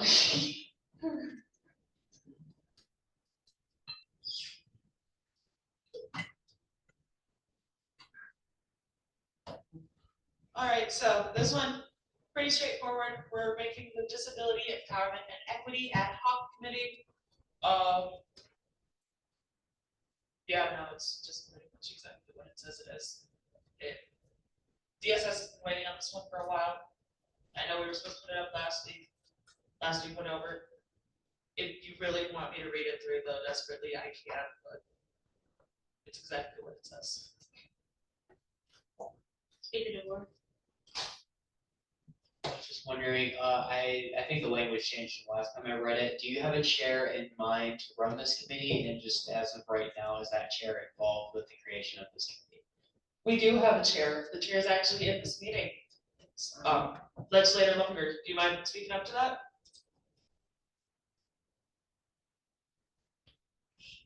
Yes, Legislator Snell, appointed me as the chair of the Disabilities Committee, in the summer semester, and I'm interested in advocating for students with disabilities, including the funding of the sensory room and academic accommodations for disabled students. So yeah, you heard it from the chair herself. And on top of that, we have been working real close with DSS. They've sent us, I want to say 2 faculty members now, actually, to work with us. We've been in emails all year. I just met with Ms. Swan the other day. We've making progress, making strides. At this point, we just need to make potential so we can get other people on board. Speaking of work. Literally, just so we don't have to vote on this a second time, can we amend line 2 to read the chair of this committee shall be legislator Emily Lunger, and then just put the rest of that like, should she be removed from her position, the chair shall be decided by a vote of the legislature. Yeah, I went to that amendment. Can we make that amendment? Yes.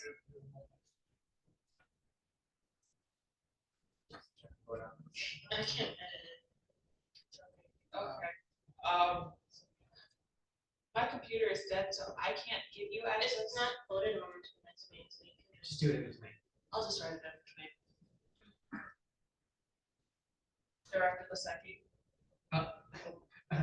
Oh. Allison, did you have your hand up? Legislator.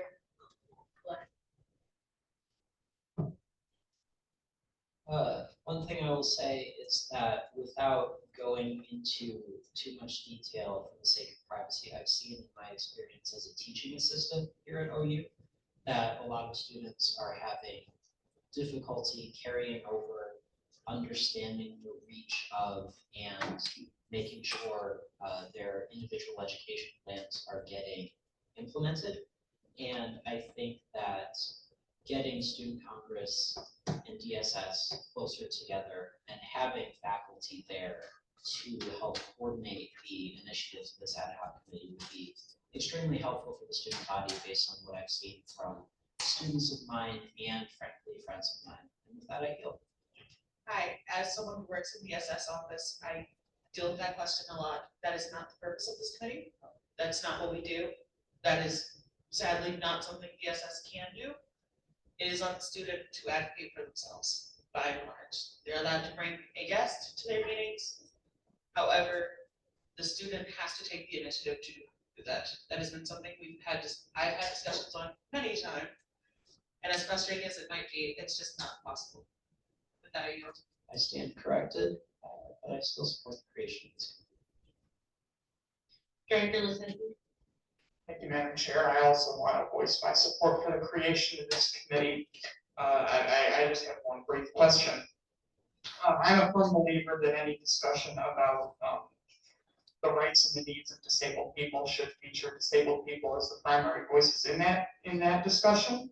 And I wonder, as you create this committee, is there any effort that we're going to undertake, of course, in compliance with Title VI, to make sure that disabled voices are front and center in this committee and its discussions? Yes, if you scroll down to point 2A, it's on the second page. Thank you. It's highly recommended that the chair of this. Thank you, President Johnson. You oversaw this. I don't know how you didn't know there was more. But that it's highly recommended that the chair of this committee will be a disabled student or work with DSS in some way. On top of that, the faculty we have both have disabilities themselves, and the students who have been involved thus far have disabilities of their own, without going into too much personal detail. We have been very prudent to center disabled voices in this. On top of that, it has been noted that meetings, to be as accessible as possible, must utilize a hybrid format that includes closed captioning, transcriptive abilities, and they'll be meeting at the most accessible times of the day. With that, I yield. Madam Chair, may I recognize? Yes.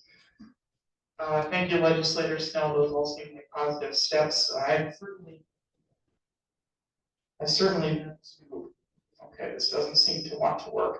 I've certainly been to many meetings that did not take accessibility into account, so I really appreciate seeing that emphasis in the creation of this committee. With that, I yield. Thank you, Madam Chairman.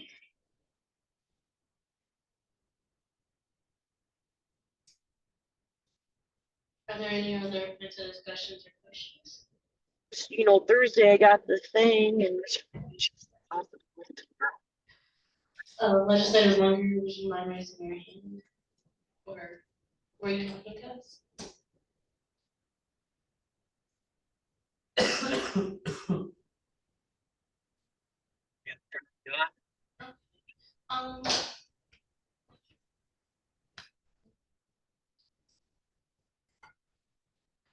All right, we can move on then to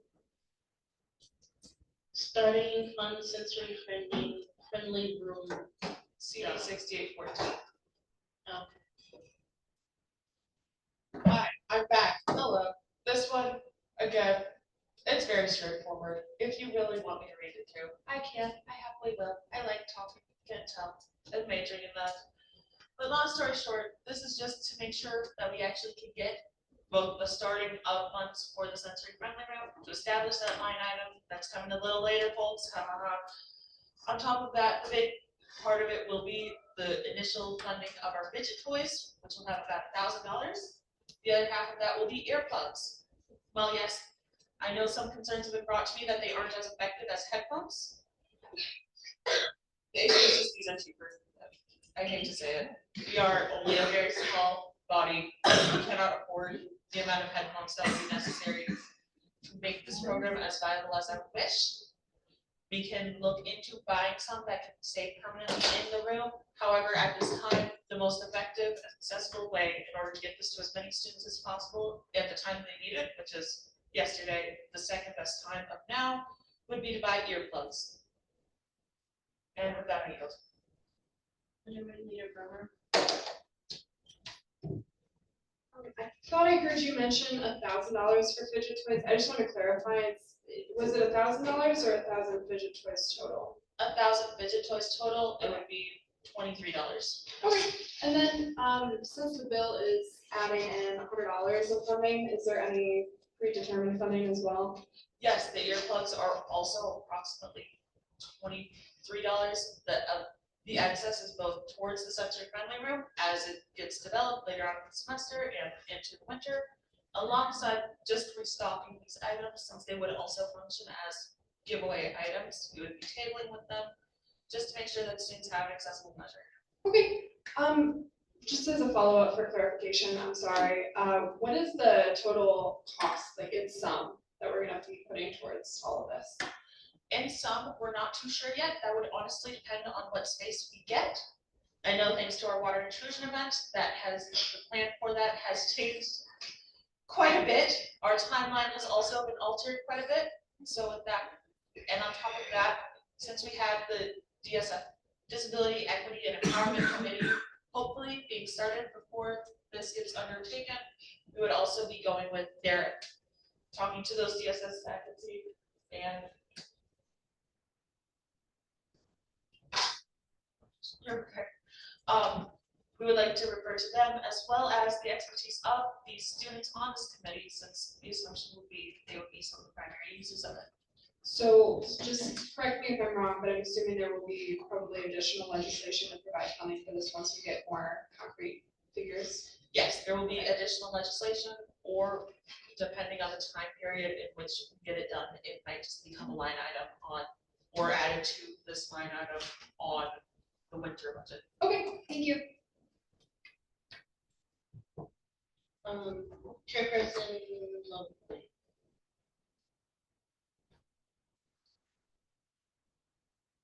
All right, this is a quick little question. You mentioned a sensory friendly room and that you do not have that right now. Where will you keep these items until then? These items are going to be tabling items. They'll be going into OUSC storage. If we don't table it all.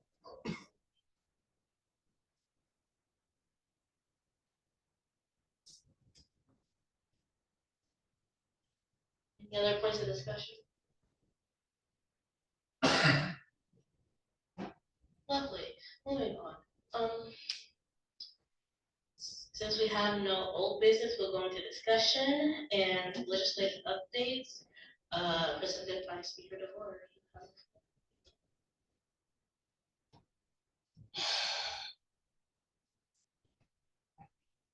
Let's wait for Marcus to approve the duo. Oh, he did. Yippee. Okay. So I'll just go ahead with my report. As you can see by the date, this is a very long spanning legislative updates. I would have presented it last week, but we adjourned a little early. But this goes all the way back to our last QPM at the middle of August. First of all, just welcome back everybody. It's the fall. We finally actually have people on campus now instead of just hiding away online. We actually have Mia back in the room for the first time since June. So welcome back, Mia. But it's definitely good to see all of you. I'd also like to congratulate the two new members of the executive, LJ and Azaria. Going over what we've done so far since the fall started. Welcome week at Eats and Beats. What a bunch of really fun events. I just want to shout a couple people out with this. I mentioned earlier LJ. LJ was going to help me out even though they were unpaid, which I don't know how you do it, honestly. I also want to shout out Legislator Snell. Again, working countless hours unpaid. She's been absolutely phenomenal at tabling, helping put together these events with me. I think we did pretty much all of them together. So with 4 hours of work, I just want to really congratulate you for that. Another shout out, Chairperson Waters, getting us some collab events with SPB. For my knowledge, they went pretty well.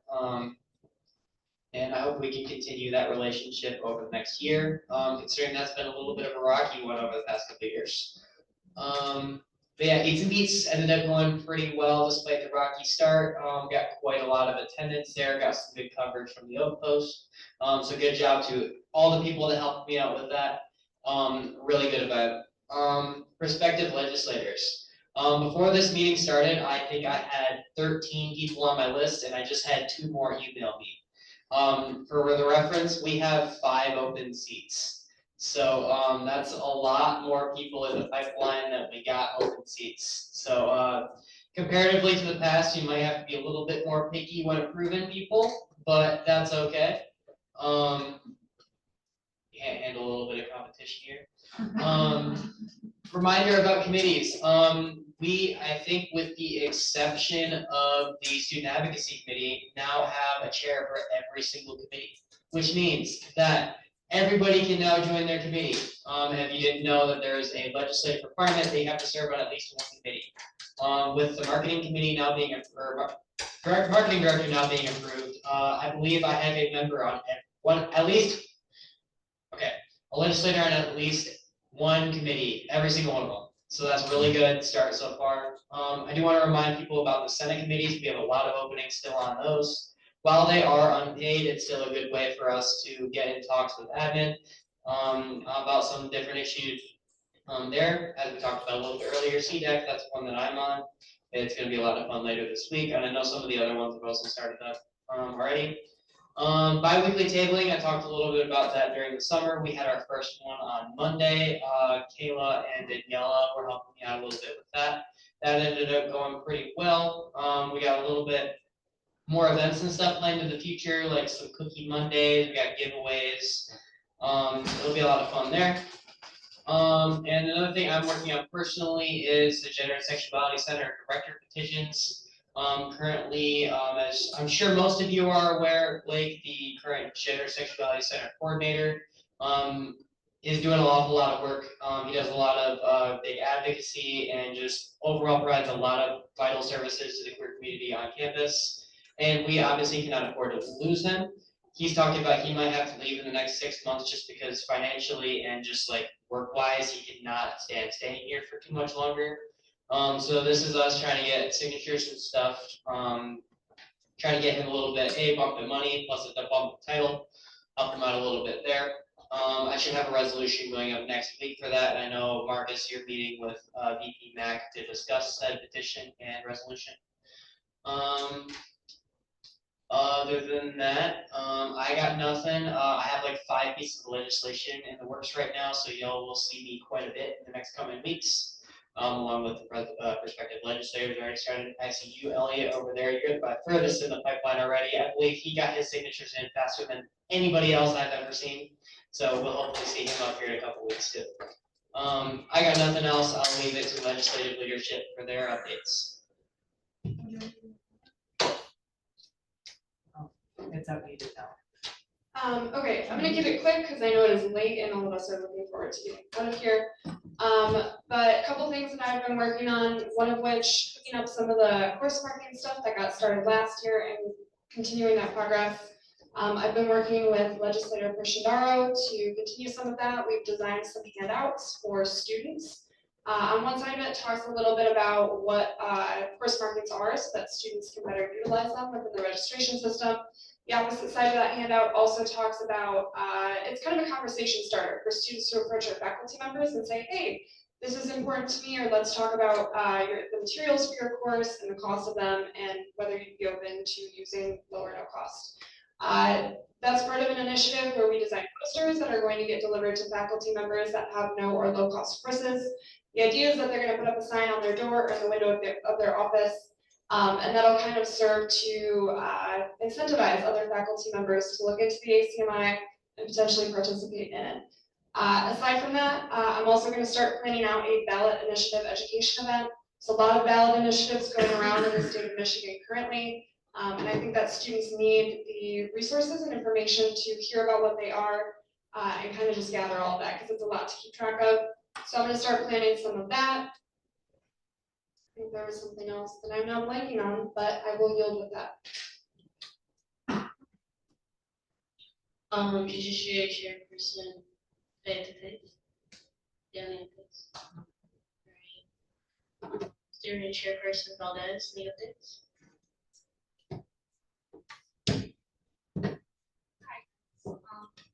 Hi.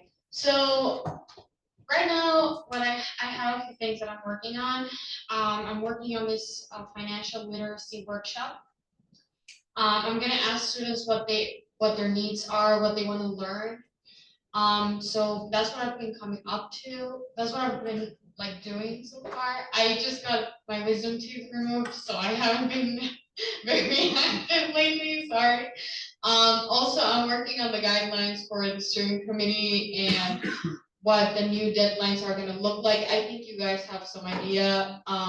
It's Wednesdays, 11:59 p.m. Please send them on the agenda items chat. If you have anything like and the specific thing that you want to talk about, please, like my personal DM. But other than that, please follow that. You'd be helping me a lot. I'm also like helping Speaker DeVore with a giveaway thing. If you guys have any ideas on what we could give away this winter, that would be great. And that's about it. Thank you. Parliamentarian ballot and updates. I'll keep it quick, but, so we're still getting the parliamentary committee together. Please message me on Slack or Discord or email me if you're still interested. We got like three people, give or take, that are interested, but we're always looking for people who are wanting to work with the parliamentary committee, work on the guidelines, make aids for the body, and all that stuff.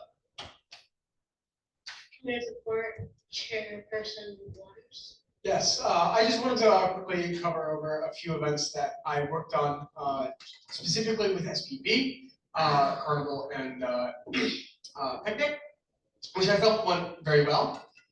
Specifically for us, I feel we got to talk to a lot of students, specifically at the picnic. We got to start to talk to a lot of students. Thank you, Legislator Snell, for all of your work.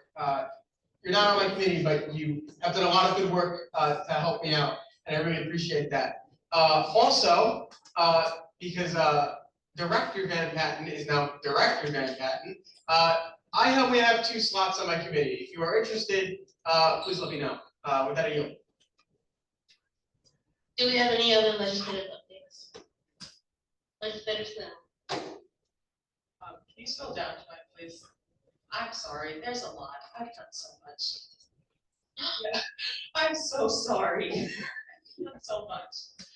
As I said, as everyone's pointed out, I tabled with Speaker DeVore. I've worked with Chairperson Waters. I worked a lot with Legislator Markowitz. Our spike ball tournament was an amazing success. I just met with the GHC, ironically enough, the other day when I was tabling with Speaker DeVore to work on that estrogen testosterone injection event. We had hit a little hiccup with it, but yes, I know I know. But we're working on it, we're working through it. I'm hoping to get in her office again to sort of work those out and bring in the GSC coordinator to help me work on those. I've been working with Legislator Maku on the medical amnesty work to a point where I actually, ironically enough, just met with Grizz Recovery yesterday. I also plan on meeting with GHC on that again. I've been working with Andrea Morty. You know, she is an advisor for History Advisory Center alongside a professor. More importantly, she was my professor for a little bit until I dropped her class sadly. On the Women's Center, you'll be seeing new bills coming up for that very soon. I've been working on establishing Google form for the period product dispensers and labeling all the keys that we have for the dispensers, because as I'm sure Legislator Wolf can attest to, they don't all work the same machines. You think they did, but they don't. And on top of that, I've been working on a series of slides to explain office, telling what we've been up to, covering all the bills, the resolutions, alongside who we are as people. In case you haven't noticed, on the legislative board, there has been quite a few, there's a long list of names. That is people who I don't have information from. Please fill out the Google form that I sent to Slack. It makes my life easier. I don't have to hunt you down. I don't want to. Please. I know I will. Just please make my life a little easier. I've been doing marketing for a while, and now it is amazing to have our new marketing director to sort of help out and spread the weight of that. On top of that, I have been working on more than a few new marketing materials, some with Grizz Recovery, one for the medical amnesty work. There's been a couple getting made for the sustainability squad. I know me and Riley are working a bit on that. And on top of that, I met with the BSS coordinator. Now I think we're at 4 hours ago in order to talk about the textbook initiative, working on handing back any old or used materials from technology to use or lightly used graphic calculators alongside other school supplies that they may need that students just cannot afford at the moment. I think that's everything, but I'll be honest, it's all starting to work together at this point. So yeah. Please make my life a little easier. Do that form for me so I don't have to hunt you down, please. With that, I yield. Any other legislative updates?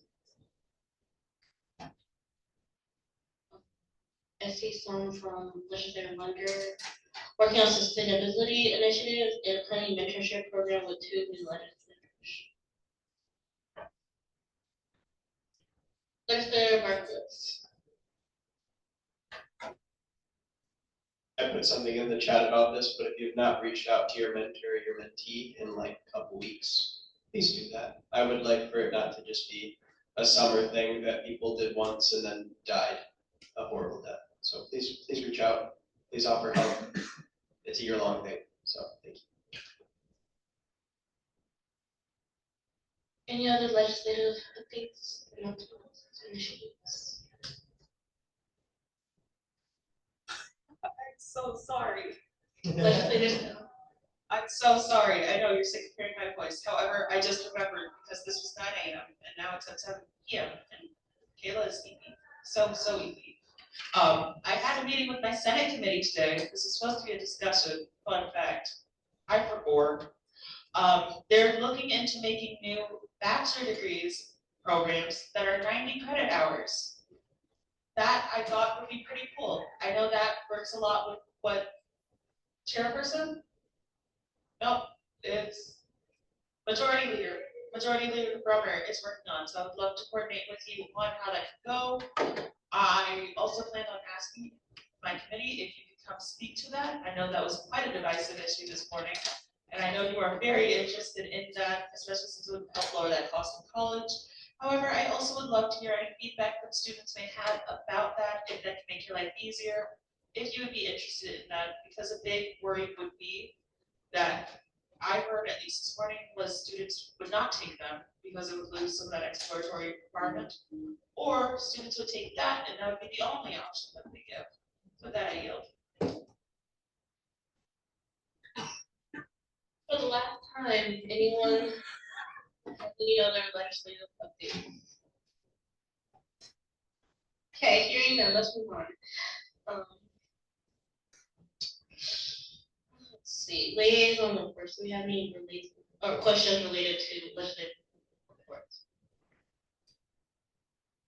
Okay, hearing none. Do we have any liaison reports?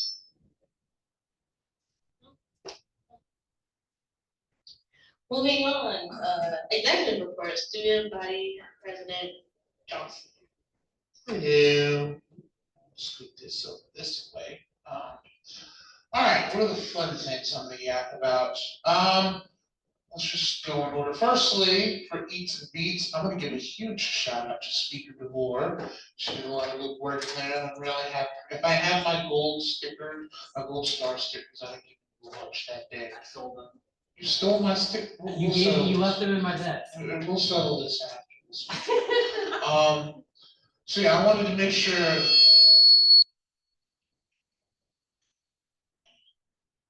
Okay, I wanted to make sure that I gave her proper shout outs for that. And I too will give proper kudos to Legislator Snell, because she has been putting in a lot of work to get a lot of initiatives off the ground. And we always appreciate it when our legislators are really passionate about doing things. Even if it means bothering me all the time, it is worth it for the good work that gets done. I think I'm gonna take a step back and talk about something that seems a bit more salient to say, especially right now. I know that especially on campus, there are quite a few events that are occurring that are rather contentious or controversial or inspire a lot of feelings of a lot of people. And I have always maintained that I cannot stop you as individuals from having feelings and wanting to take part in or participate in any of these events.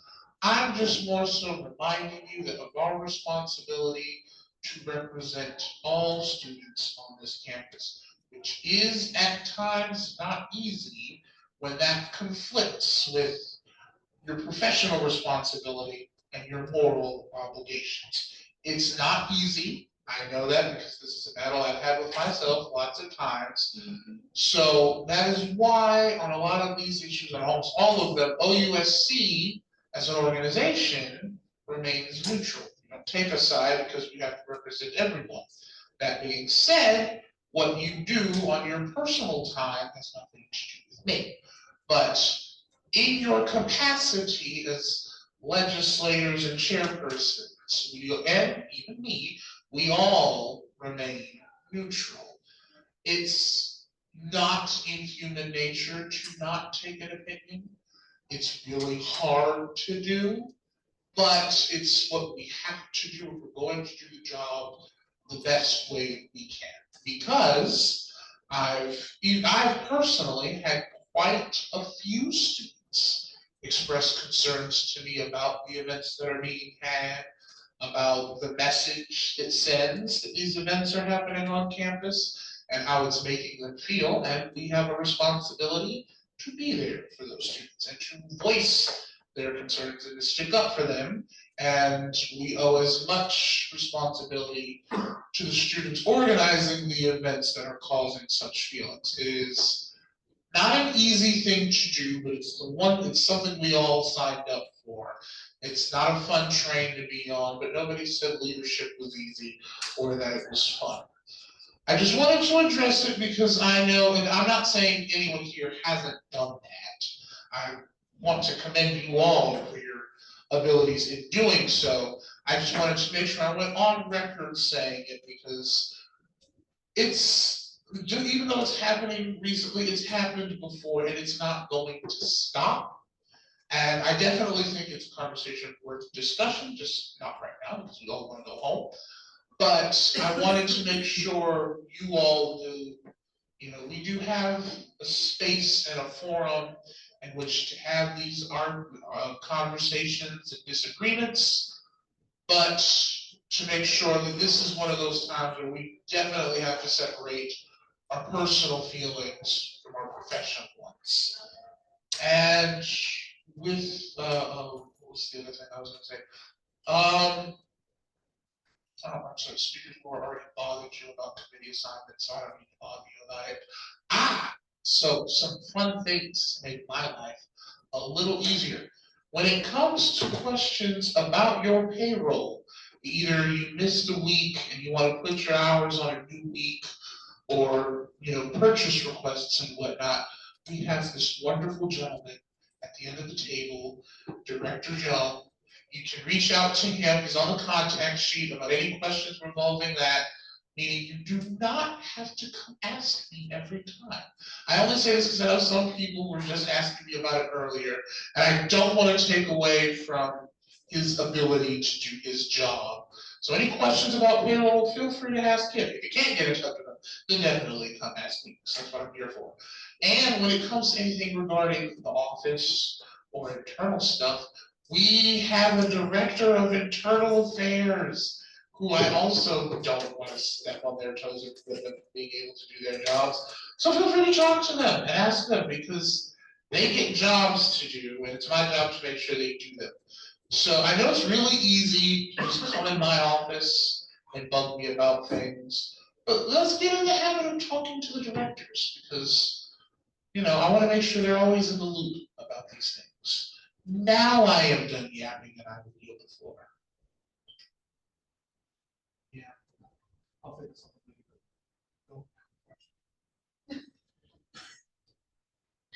Moving on to Student Body Vice President Ian Matthews. That's me. So the past couple of weeks, I have been working with VP McIntosh and the provost. We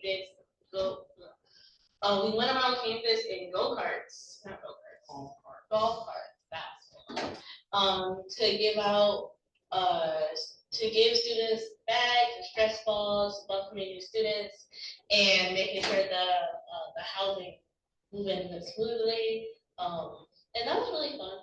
It was pretty cool. And then, Easton Beats again was here. Shout out to Clover and Kayla, because you guys were instrumental in buying your time at me. So I really thank you guys for that.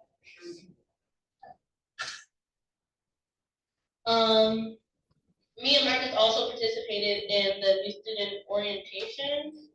the welcome week for freshmen, and that was really cool. President Johnson gave a really nice speech, and I think that kind of moved a lot of hearts there. But yeah, that was really cool. We welcomed a lot of new students, and we got to meet some at E3 as well. Let's see. I also am meeting with athletics this week to talk about marketing strategies. So I'm gonna loop in our director of marketing with that and our marketing committee to see how, if there's a way for athletics and Congress to kind of collaborate, because I feel like we represent them and I don't feel like they also, there's a lot of prominent student athletes on campus, and I feel like we can definitely have more outreach and get help. And yeah, this week we have a lot of Senate committee meetings. I have 2 on Friday, and which I'm really looking forward to. And I think that is all for me. One more quick thing. So housing has sent out something where now on the weekends they'll be moving dining, on campus dining to the Oakland Center for a lunch and dinner. Chris Reed would like student feedback on that. If you guys know any people in housing, or if you guys have any concerns or questions, please bring them to us and we'll bring them to Chris. They're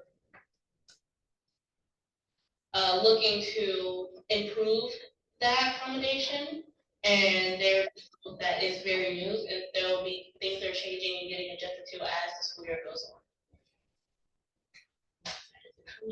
on. Going on to executive reports, executive platform, Zaki.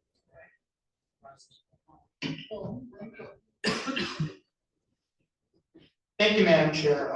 For one, I'd like to thank the legislature for their faith in me today. I'm excited to be starting this position and building good, productive working relationships with everyone in this room. Second, as much as I hate to be a bit of a Debbie Downer here with the crazy news cycle that's happened the past week, there was one pretty major event that happened since our last GVM. The anniversary of 9/11, and I think it would only be proper for us to observe a brief moment of silence in memory of the thousands who lost their lives that day.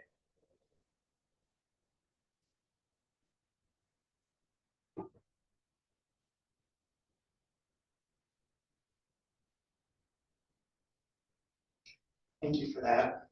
And one last thing, not necessarily related, but a little bit of fun crosstown tea. The president of Wayne State University just resigned. You'll see that on the news tonight. I yield the floor.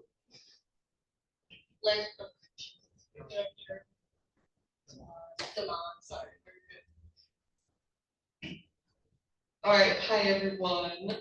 First to say, with the data center, I'm very glad that the resolution was passed today to show student body concern. I will say that all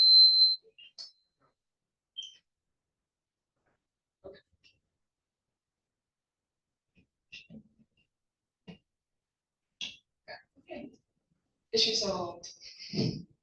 I believe Judiciary Chairperson Fantete did an amazing job answering the questions concerned. Any questions that were brought up, honestly, no one has the answer to yet. And hopefully every person that I've spoken with, professors, and so have not had much input in what we're doing yet until the CDEC meeting.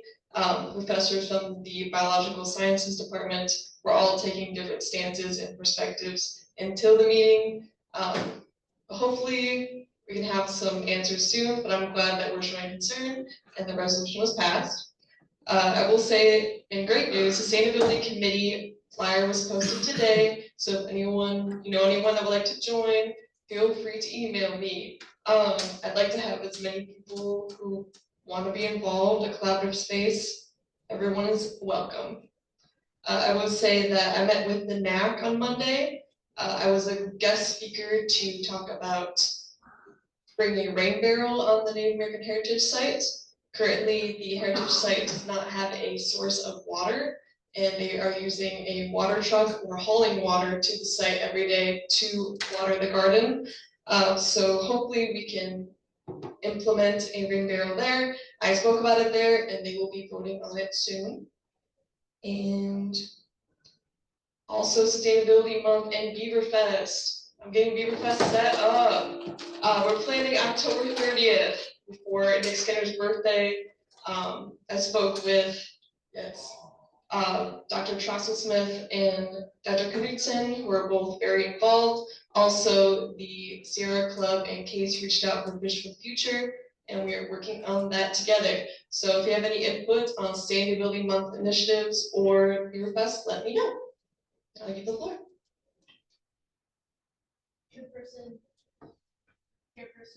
Chairperson Ludwig. All right, guys. Whenever it gets what I got I did my first reading for the bylaws. We also did our in-person training over the weekend and it went really well. We had a lot of good questions. And there is only one more finance training left. So if you are a president or a treasurer, and you've not done your finance training, you have Thursday from 5 to 6 virtually. You can find them on the OSS last page. Other than that, I've been reviewing requests and working with the OSI for all of their budget-related SAP things.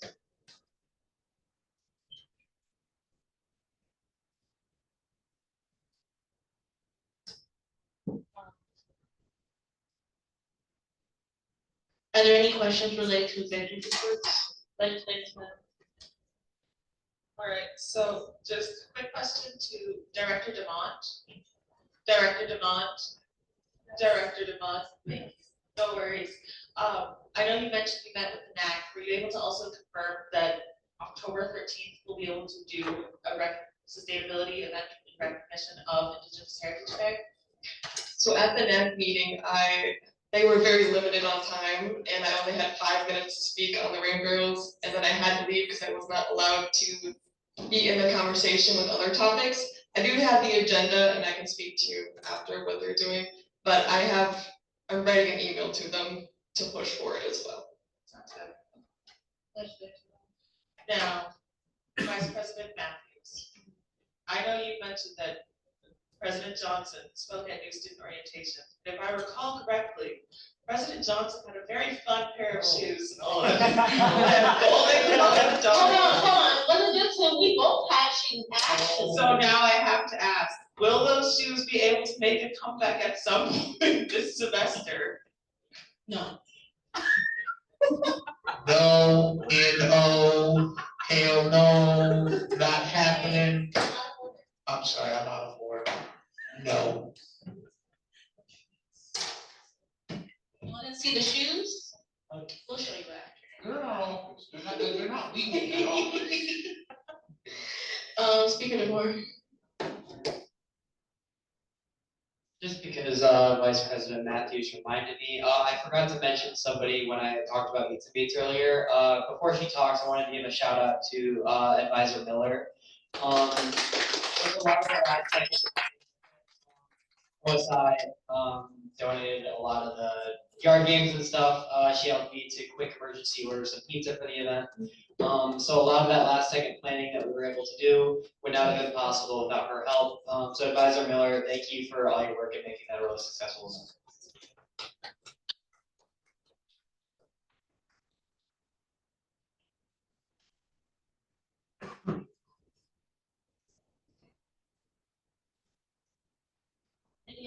Any other questions related to executive board reports?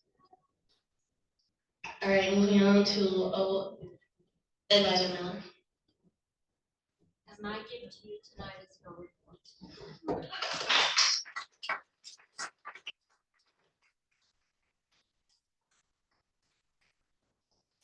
All right, any comments from the gallery?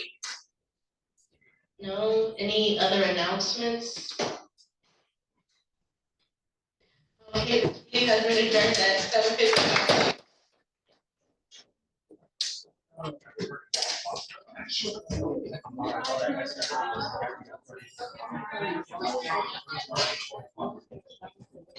was hearing you for a minute. One thing.